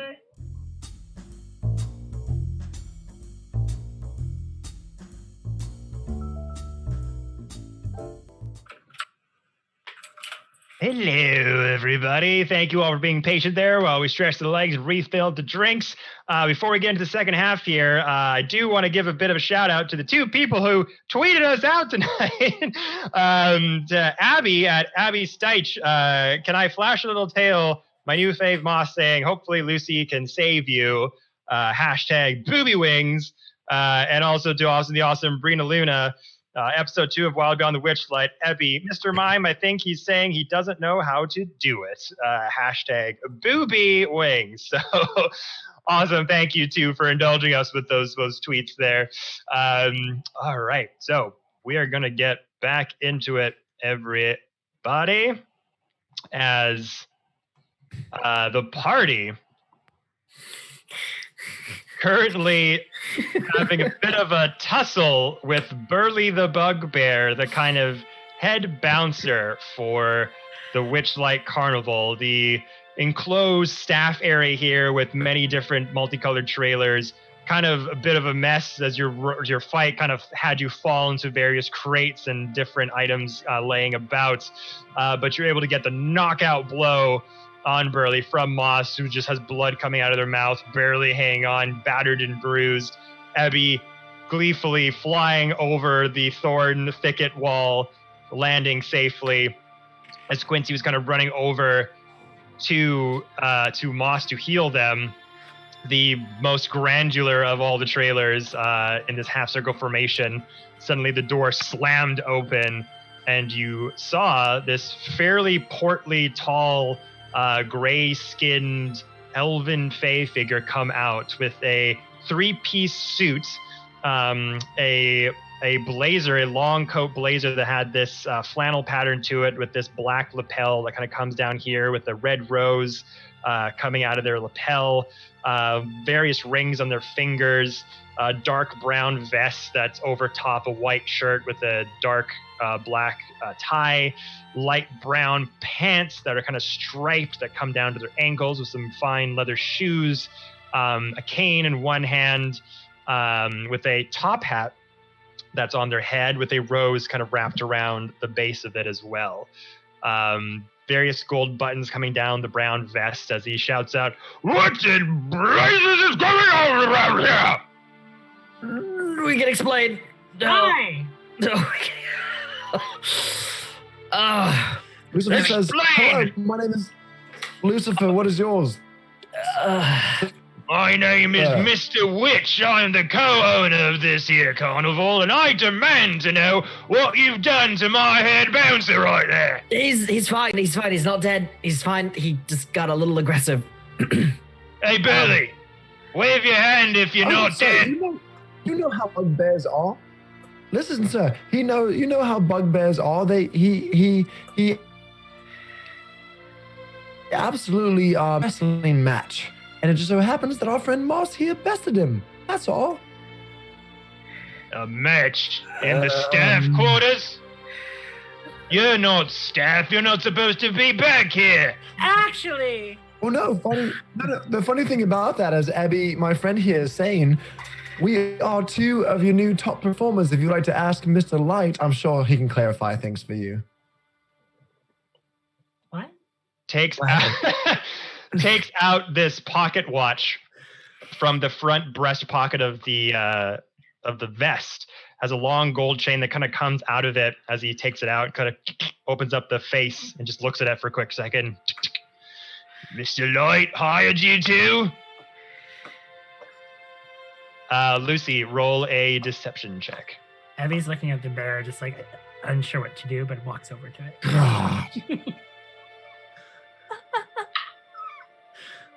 God. 7. 7. Mr. Light starts to get down from the steps of his trailer onto the ground now, walking over to you. And Mr. Witch. Mr. Witch, sorry, yes. And as you say that, like, Mr. Light hired us, gave us a job. All of a sudden, you see the bramble thicket, the thorn wall suddenly separate into an archway where there's a clear space enough for a person to come through. And the colorful, thin Mr. Light walks through. Actually, I offered you a job, and you didn't seem very acceptable to it. Oh my God, Burley! And just looks down. That's a knocked out bugbear on the ground. Well, I guess this dinner means it's not gonna go our way anytime soon now, is it? We could still have dinner. We've actually been trying to find you both. I'm sorry it had to be this way. Mr. Light, I have a question. What is it? I hope you have some good bouncing skills. Well, why is your wall so rude and wouldn't talk to me? Quick question. Are you staff? Potentially. Do you work here currently? In the very moment that is pertinently to this very second, no later but no earlier, no. So then you were attempting to trespass. To be honest, I don't know what this place is, so I'm sorry. Lucifer says, now listen, while my bouncing skills are above par, I assure you, and our employment may or may not be seasonal at any moment, or none. Truth of the matter is I came in here, saw there was a fight going on, and I joined in. That's all I said. Mr. Witch, I'm so sorry. And as I'm walking over, I want to lean down and try to heal Moss as I'm walking closer towards Mr. Witch. Make a sleight of hand check. All right. He wants to crouch to the ground and put his hand on the bear to pet it. I'm gonna add my inspiration on that because I need that. Plus this and this. That is a 15. 15. Nat 1. They do not see you kind of coax over to Ebby as you kind of lightly pat them on the back as you walk by to give them your cure wounds. Yeah, I'm gonna give them Moss for cure wounds. Yeah, so you can give that cure wounds over to Moss. Ebby, what did you say you were doing? I said that Ebby just kind of felt bad for the bear because Ebby still doesn't know what happened. And so he still imagined Burley as his friend. So he's checking on him, see if he's okay. Yeah, so you make a medicine check. Okay. As Mr. Light kind of starts to walk towards you with that array of red and white kind of jester-like outfit. 24. So you can tell that he's breathing. He is still alive. He's just knocked out unconscious. If you want to try to resuscitate him, you can make a medicine check if you like. Yeah. Okay, roll me a medicine check. Moss. So Moss, after being subtly healed by Quincy, gets up and she speaks to both Mr. Witch and Mr. Light.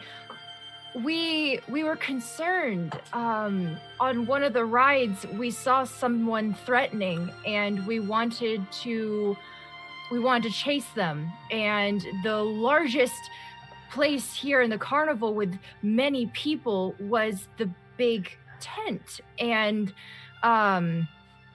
we chased them in here. 20, by the way. Mr. Witch and Mr. Light, we if we could have a word, please. Oh God! I'm very. So hold on. Let me catch up if things are going on here. So first, Evie, you go over to the bugbear and you're like, oh no, he's just kind of not passed out, head in the dirt, kind of roll him over, and just sort of, or to slap his face a little bit, try to wake him up with your feathered wings, just wipe off the dirt. Hey, come on, wake up. And you see Burr ow, and he just starts to kind of writhe in pain as he slowly starts to get up, coming back up to 1 hit point. Yeah. Moss, saying that to Witch, Mr. Witch and Mr. Light. Mr. Witch kind of starts to waddle his way over this cane. Who did you say this was? I didn't see them, but they were threatening people at the Dragonfly ride. That's all I know. We helped save a little dwarf, but it was definitely sabotaged. Also, Dragon. Okay, I go. Okay. Also, you ever had a wounded dragonfly that we fixed? This person, do you know, you didn't get a good look at them? What?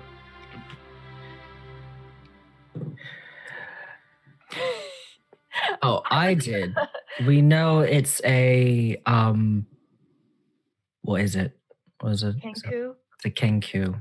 It was a kenku with very specific wings. Oh, that little shit. Yes, well, don't pay any attention to her. She's just a disgruntled guest and troublemaker whose Fey patrons Abilna dwells within the Feywild domain of Prismere. Well, Mr. Witch, I understand that you would like us to pay no attention to this creature. However, it seems they put the life of one of your other guests at risk today. That seems like something to maybe pay some attention to. I know, we've been trying to find the little bastard for quite some time, but they are hard to find. A very, very sneaky individual indeed. So then how about, hear me out, how about we work together as a team, forget everything that's happened thus far, and we get rid of this little bugger once and for all, together. Make a persuasion check. Abby's happy and is kind of like gleeful that Burley's sitting up now and asks him if he's all right. Yeah, I'm all right, I think. Fuck, you really hit me a good one on... Oh, why? I'm Why? so sorry. You're so terrified when you just We look over panicked. people. I'm sorry, the helmet scared me. I'm very sorry, Burley. You are rather large, so it's kind of a thing. I can't help that. You know, it's hard enough trying to go and... Oh, Burley, get us a pint. Oh, Burley, get us a burger. Walk into the tavern. Everyone fucking screams and then runs out because Burley can't fucking operate in this world, and that's why he works at a goddamn carnival. Oh, Burley. can I give him a hug? You could attempt to as you knock lights out with your staff. Lucifer only rolled What's her 7 fake persuasion check. 11 persuasion, Lucy. No, a 7. But can he use one of his boosts for it? Boosts. Did you I get don't a? know. Inspiration? I don't know if I've received an inspiration from anyone. Did you get an inspiration from chat? Let's ask old overlord and god of the chat, Jordy Rose. Did Lucifer receive an inspiration? Unfortunately, none for Lucifer. God. No, fine, chat. I see how it is. So you say that. So like, we could catch this person for you, possibly. And you just see Mr. Witch kind of looking it over. He's like, looks over at Burley, knocked out unconscious. How do I know if you're gonna help us catch this person, not just gonna knock out more of my hands? We've a family here. We've been working together in this carnival for years and years, and we don't like it when people just come out of nowhere and knock about our staff this way. And then Mr. Light kind of coming closer to you on the other end, kind of waving about their cane that kind of looks like a golden metal stick with various red sort of jewels in it, and at the top of it kind of makes the form of a dragonfly with like various red ruby encrusted wings. Holds it over, and you see his makeup has this kind of white face with a red smile that kind of comes up cheekbone to cheekbone with a big red diamond in one eye. Comes over to you. Yeah, why the hell did you come to our carnival anyway? Was it just to beat up the patrons or what? Actually, we've been sent here to find something, and we were hoping that maybe you two could help us find out what that is. And it's this whole thing with Burley is just an unfortunate happenstance. Very, very sorry about it. Just for bust out. Oh, I think he froze. Oh, No? Does Zabil not mean anything to either of you? Am I here? Can you hear me? Can Yep. you restate that? say it again. Uh-oh. No, Lucy, no. In the meantime, Abby looks to Burley and says, "Can I get you anything this time?" Aww. Looks over to Burley. You got any of that healing for old Burley? I do.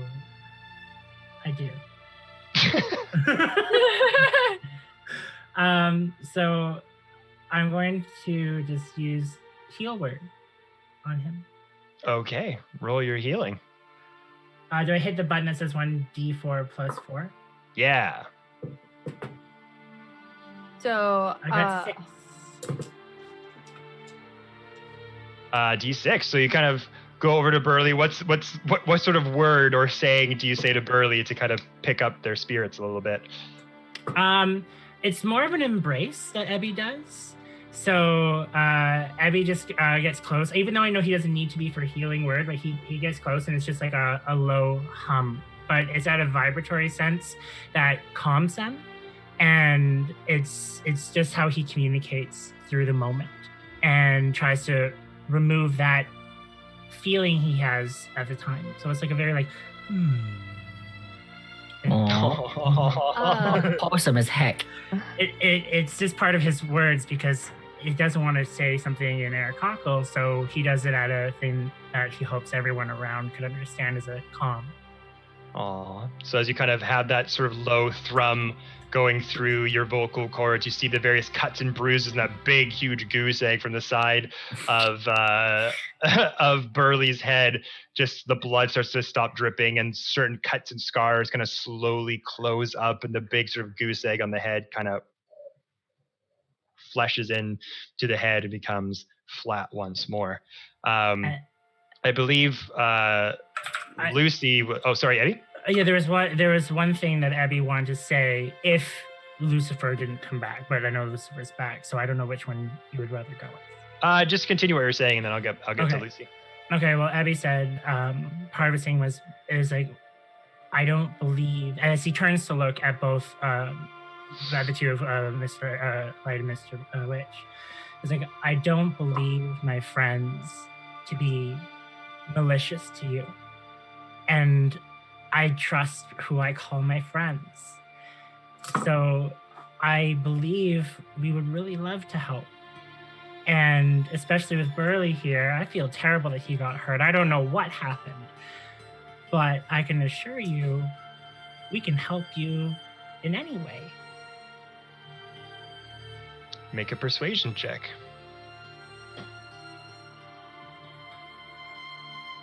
A 10.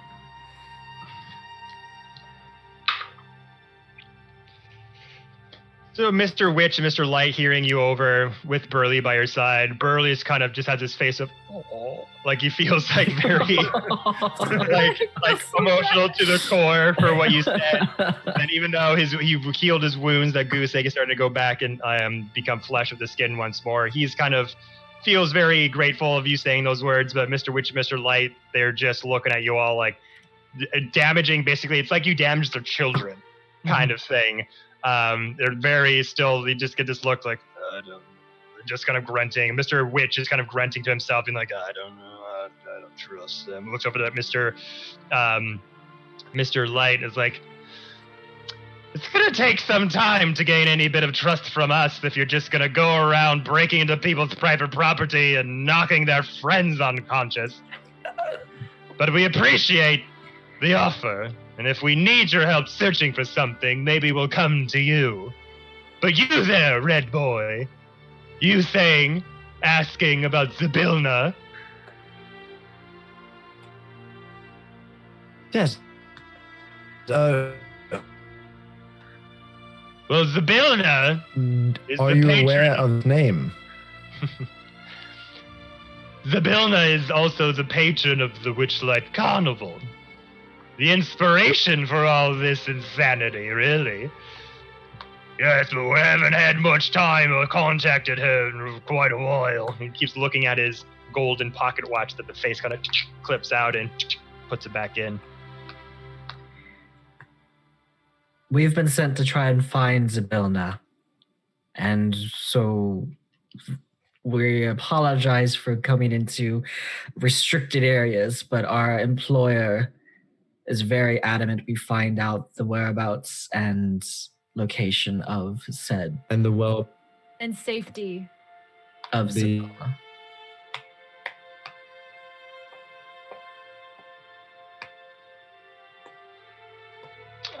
So you say that, and Mr. Witch and Mr. Light just kind of look at each other. Well, we haven't spoken to them in quite some time. We've lost a bit of contact with them. I mean, if you're able to find out where they are, please let us know. We would love to contact her. We miss her very, very dearly. So you don't know where they are either? Haven't spoken to them in quite some time. I feel as though something that's common between all of us is that we care for Zybilna. We want to make sure that they are okay. And a common enemy / threat is this Kenku that we know nothing about. And seems to be trying to thwart the carnival that is supposedly inspired by Zybilna. So would you allow us to search and go after this Kenku? Make a persuasion check. Please be high. Please be good. That's 20! Sorry, that was just out of there. So poetic. Okay. So you rolled a nat 20? Yes. Oh no. Oh! Oh my gosh! I rolled against it just to see how trusting that would be, because you are, you're kind of on thin ice at this point. Two of you have already tried to convince Oh them. my god. So, just let us, let us keep hanging out. We'll find this Kenku for you. Each you, time Cat you do Lord. that, the DC gets higher. And you rolled just by it. So, going down there, By my whiskers. the wheels are kind of starting to turn a little bit as Mr. Witch and Mr. Light are kind of just looking at each other. This Kenku is a problem, Light. Yes, they've been fucking around with our shit for quite some time. It's very annoying. Burley, are you sure you're alright? Yeah, I'll be fine, I guess. It's a misunderstanding, it looks like, maybe, possibly. I'm so sorry, Burley. Can I please give you a hug or maybe help with your wounds? I'm so sorry. It's fine, your very pretty peacock friend helped me out, but I'm pretty. put your staff down and walk slowly. And then she's on all fours, just kind of big pupil eyes, I'm so sorry. Doing the the Puss in cat Boots that act. just the cat that just clawed the crap out of your furniture and just belly rub.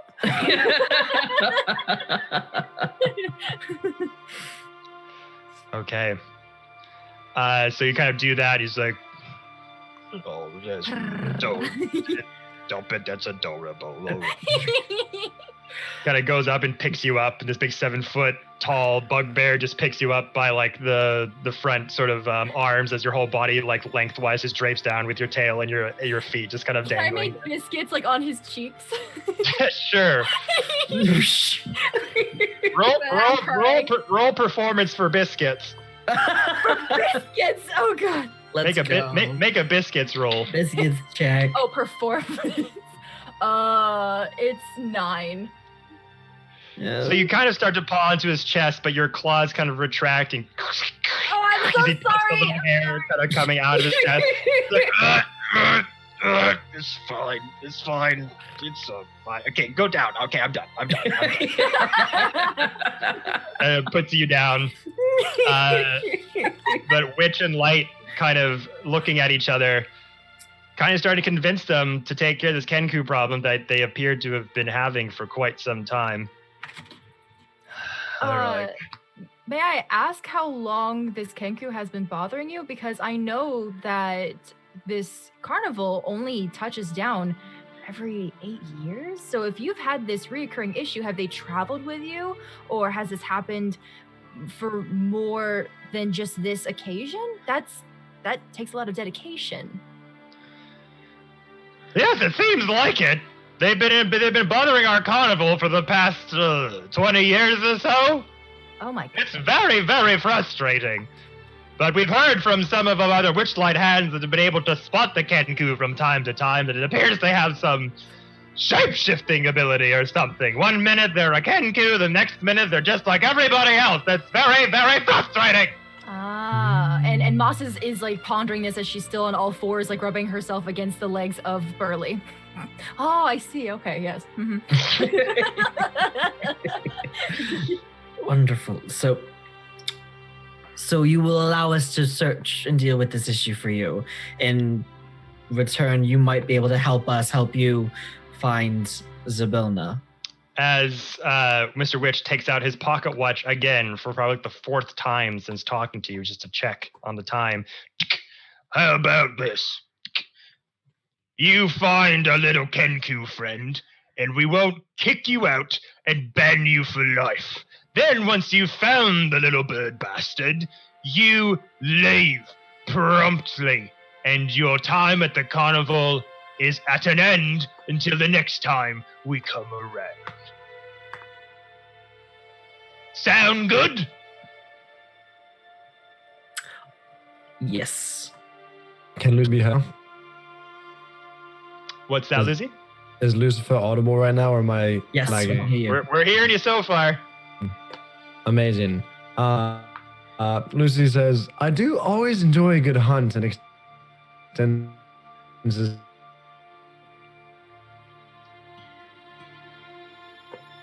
I think he typed. Extend your hand out.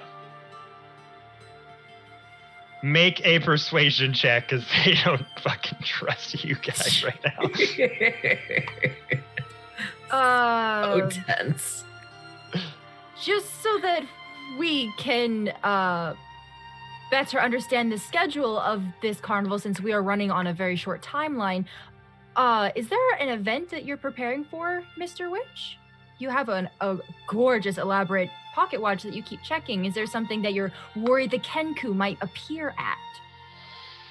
The Kenku usually appears Roll in a all 4. rides. 4. Unfortunately, Mr. Witch just kind of looks at you and just looks down at your hand.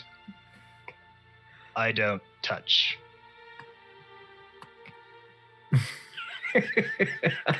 Anyway, you were saying, and just looks over to Moss as you say that. Well, yes, in fact, this little Kenku bastard comes to our rides and fucks around with our mechanisms, but usually he always makes an appearance when we crown the next Witchlight monarch, which happens in about 3 hours' time. So I'm just making sure that we're promptly ready. Has there been any pattern of actions in the past? So yes, it happens at a certain time, but are the actions the same, whether they try to sabotage the lights or they try to even attack the monarch? Like, how hostile has this creature been in the past? The Kenku hasn't attacked any people or patrons necessarily. They're usually just messing around with rides or causing mischief, that type of thing. We fortified the security around our bigger events, the Big Top Extravaganza, which I believe just happened not that long ago, and the Witchlight Monarch event, which happens usually around 3 hours time from now, give or take around 3 a.m. 3 a.m. Was this Kenku and someone ever on staff? Kenku on staff? No. Well, remember, it's a shapeshifter, right? So was ever your staff, did they ever deceive you and end up being this creature, this shapeshifter? Or has it always been a stranger, but just different creature? Witch looks over at Light. Light looks over at Witch. I think that's enough questions for now. You don't want to be kicked out? You want to do us a favor? You want to make up for what you did to old Burley here? I mean, really, boss, I am fine. You know, I've got... Shut up!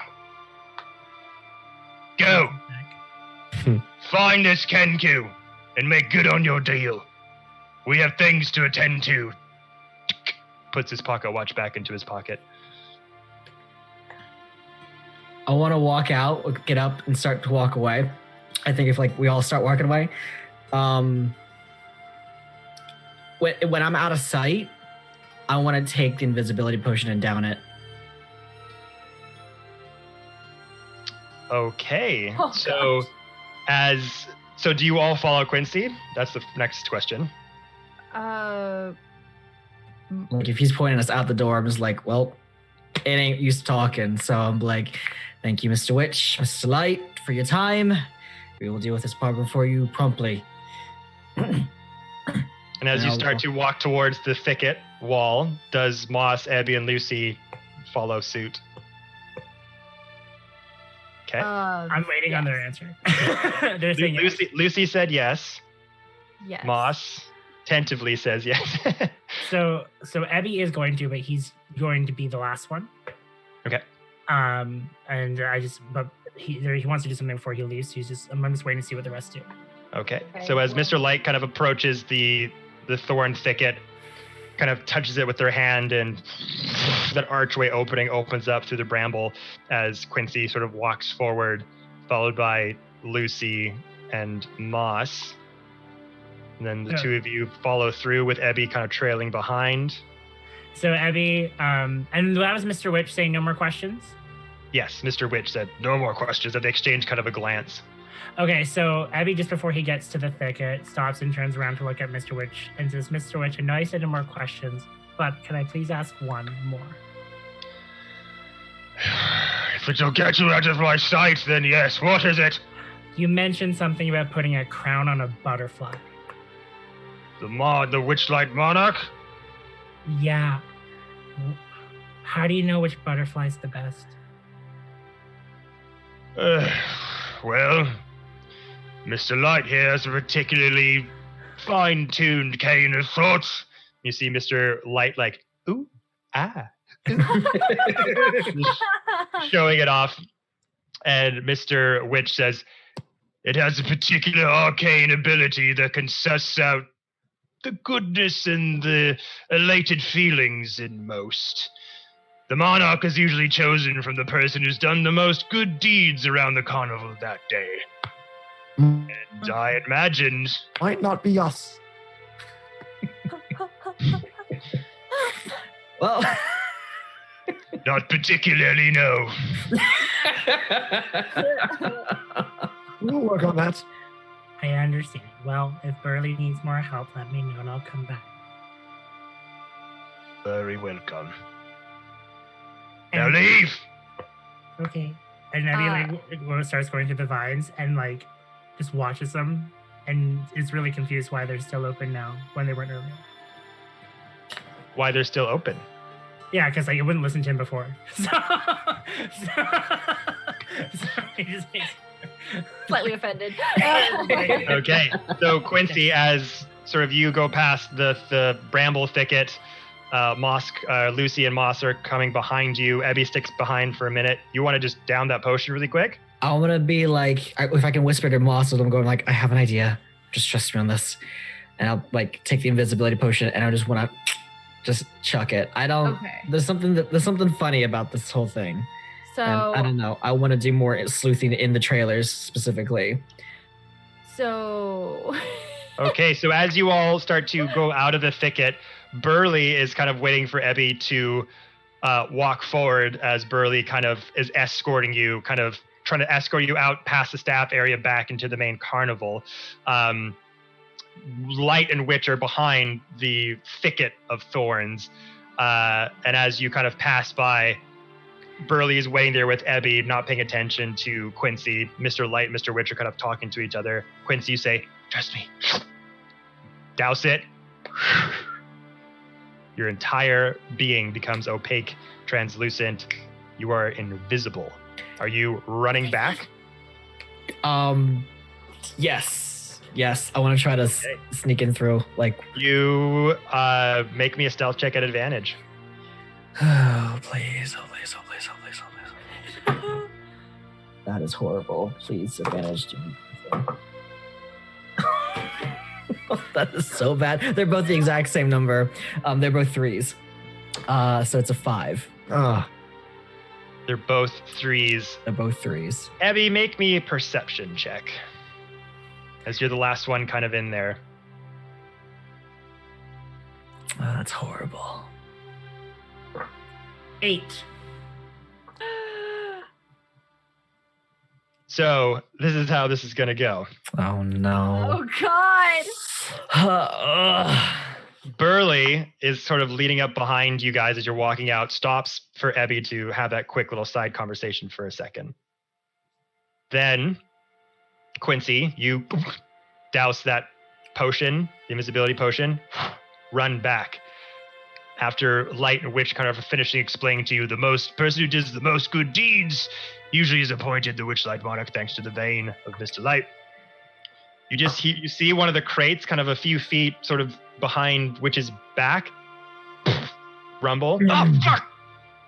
As Quincy knocked it over with his knee slightly.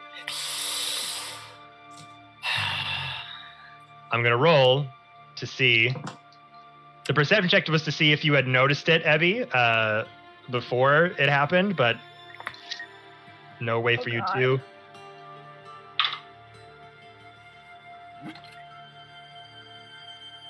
Natural 1. Oh my god. Oh my gosh. That one. Never been so hard in my life. Oh my gosh. Abby, as you're kind of having this conversation, suddenly the crate behind you, just rocks side to side, and you hear fuck, just a son of a bitch, under the breath. And Mr. Witch is just looks behind him.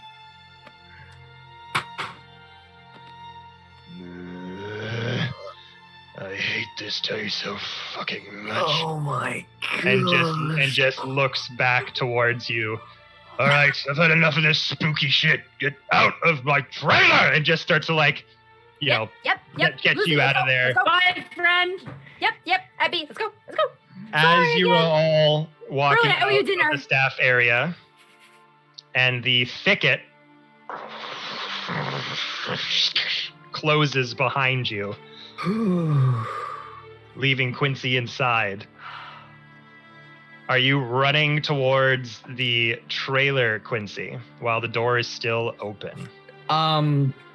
What is Mr. Witch and Mr. Light doing? Are they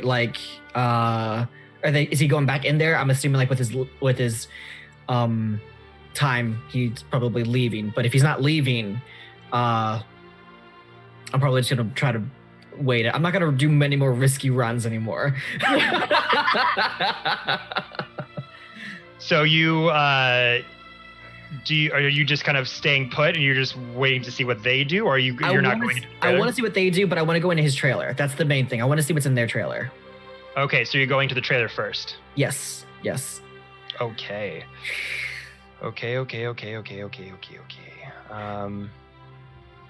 Let me see. Oh, where is it? I believe. So many notes. This is insane. Okay. Oh my gosh, Quincy. I can't do any more risky runs. I'm sorry. Retire that dice. All right. So you are in the trailer. The door is wide open. Make me a perception check. Okay, please. Let me just see something good. Come on. That is fine. We take those. Okay. That's a 23. 23. Okay. My heart. I can't do this. This is such a bipolar dice. I can't do this. So looking inside of the wagon here, you notice, and it's very nice, really well made inside. You notice that there's some bunks in there for beds, one for Witch and one for Light. Mr. Witch's bunk is really neat and unadorned. And the other one, Mr. Light's bunk, is gaudy and messy with costumes strewn everywhere. You kind of instantly can tell whose belongs to who, just judging by the personalities and what they dress. Like one's a very proper and, you know, a little bit on the grumpier side, one a bit more zany and wild. And as you search through the gear, you find a hat box. Okay. Do you want to open it? Yeah, absolutely. Son of a bitch. You find this hat box that's like purple velvet with like gold sort of design inlays that has multiple sort of dragonfly implements kind of all around it. You kind of look inside and take off the top, reach inside, and pull out a shining metal crown with various dragonfly iconography all over it. And on the inside of the box and stitching, it says the Witchlight Monarch. Okay, so we have the crown. You also find, as you're looking around for various compartments throughout this wagon, you find one located in a bench. And you find what seems to this little pocket, this little box that seems to contain a tiny bejeweled chest.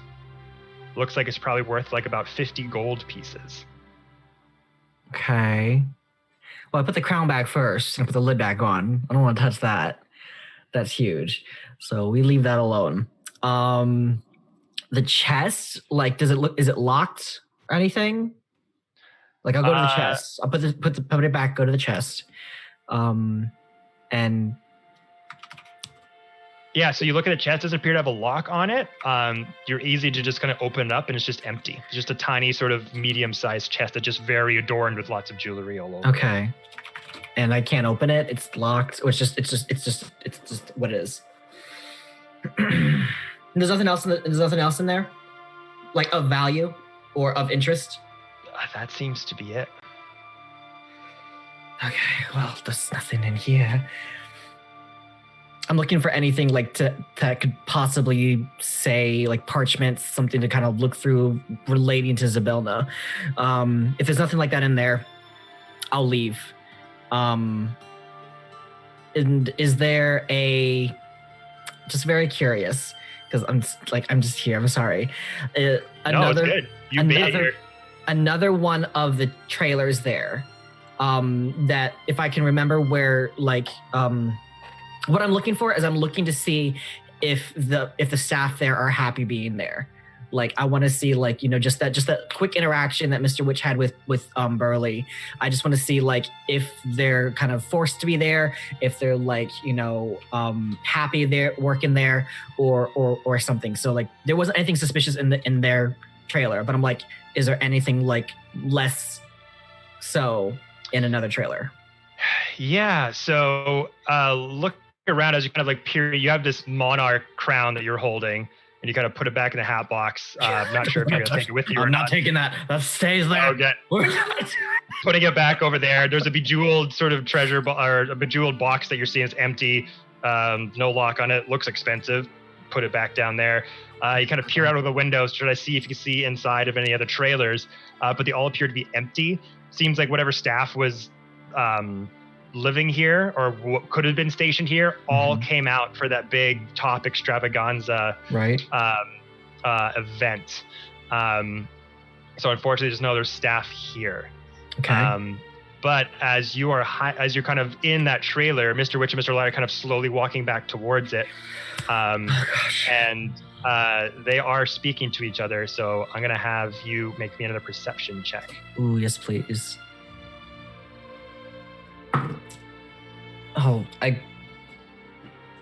That's a 19. So 19. then with the perception, that's a 23 again.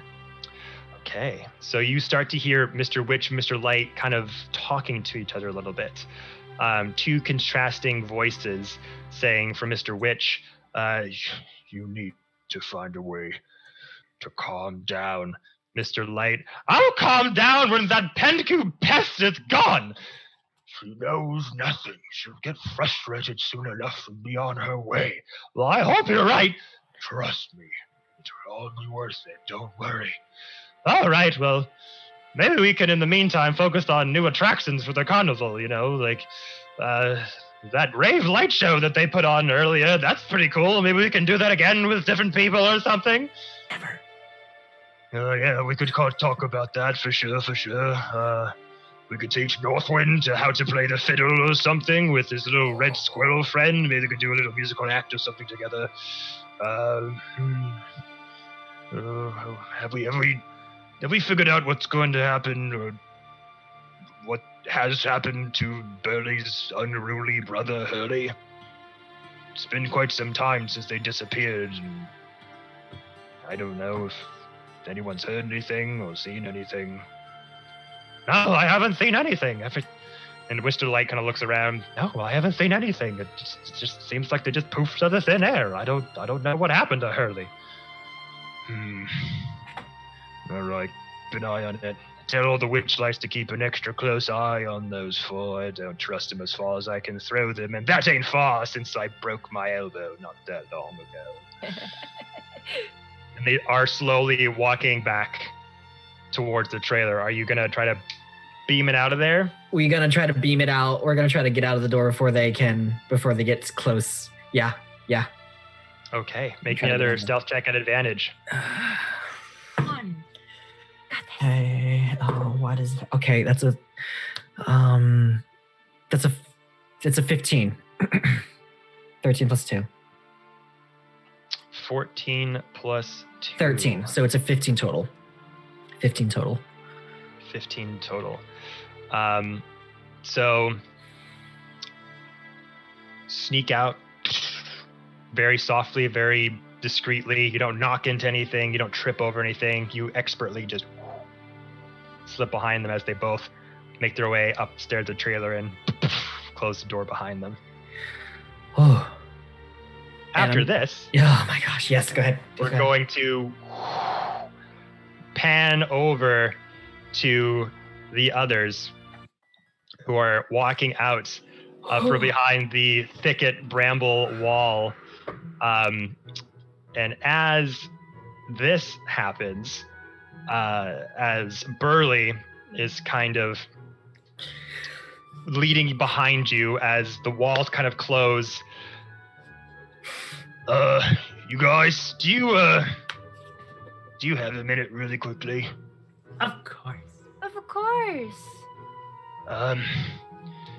Turns out you're all a pretty good bunch of badasses and know how to take care of yourselves. There's not many who can knock me out with a single strike these days. Lost blushes. You fought Burley.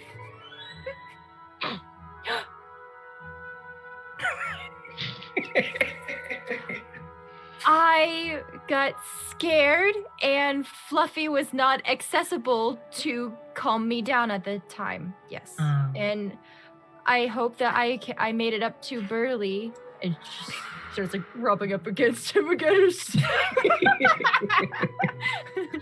It's fine. You don't need to keep doing it. It's fine. I get it. She keeps like purring. Oh God. Listen, okay. Abby here convinced me that you're all good people. Maybe what happened was just a freak accident, but I think I can trust this pretty peacock, and therefore I think I can trust the rest of you. Listen, bad things have been happening at the carnival for quite a while. People and things have been going missing. My bosses know more than they're telling, but their hands are tied somehow. We don't know why. You're the first people I've met who might be able to set things right. Witch and Light are good guys. I know they don't mean any harm, but you'll need to leverage them to make them spill the beans somehow. And maybe Sorry, continue. So maybe one of these can help you do the job. And you see Burley pull out 3 labelless potions. And Quincy, with that high perception roll inside the wagon, trailer, when you opened up that box, you saw the impressions, sort of a dusty shadow of 3 particular potions, 3 vials that were missing from that chest. Oh, okay. And maybe one of these can help you do the deed. And with that, everyone, we gotta end the stream. Burley, I'm so sorry. Oh my gosh. Oh, yes, friends. We're going to end the stream there a little hour early as some of the players here have some important, very friendly dinners to get to. Yes, thank you all so very much for showing up once again to our Wild Beyond the Witchlight campaign here on the Dicecream Twitch channel. We appreciate you all so very much for all the love and support and fan art and tweets and all the craziness. I'm having a blast running this campaign, and I hope the players are still having a great time playing in it. Sorry to Lucy, to Jennings, your internet kind of phased out a little bit in that last 40 minutes or so apologies there, friend. Hopefully we can fix that for next time. But yeah, everyone, thank you all so very much. Tune in next Monday for the weekly campaign that we've been doing here on the Dicecream Twitch channel since the pandemic started around April 2020. It is my homebrew campaign that I've taken a lot of inspiration on from a lot of great writers online. A bit of a homebrew hodgepodge, lots of pop culture references. Asgard's a land in our game. It's a lot of fun with an incredible cast of amazing role players, also from D&D TikTok. So if you want to come see more stories here on the Dicecream Twitch channel, come hang out here every Monday, same time, 5 p.m. PST, 8 p.m. EST. Otherwise, you'll be able to see all of these lovely, incredible people on November 23rd. That is going to be the next stream we do for Wild Beyond the Witchlight for session 3. So I want to thank the awesome creators for coming again. Good job, everyone. You were all amazing. Thank you all so very much. And yeah, let chaos reign, everybody. Stay safe. Wash your hands. We love you all very much. Have a safe night, everyone. See you next time. Bye-bye. Bye.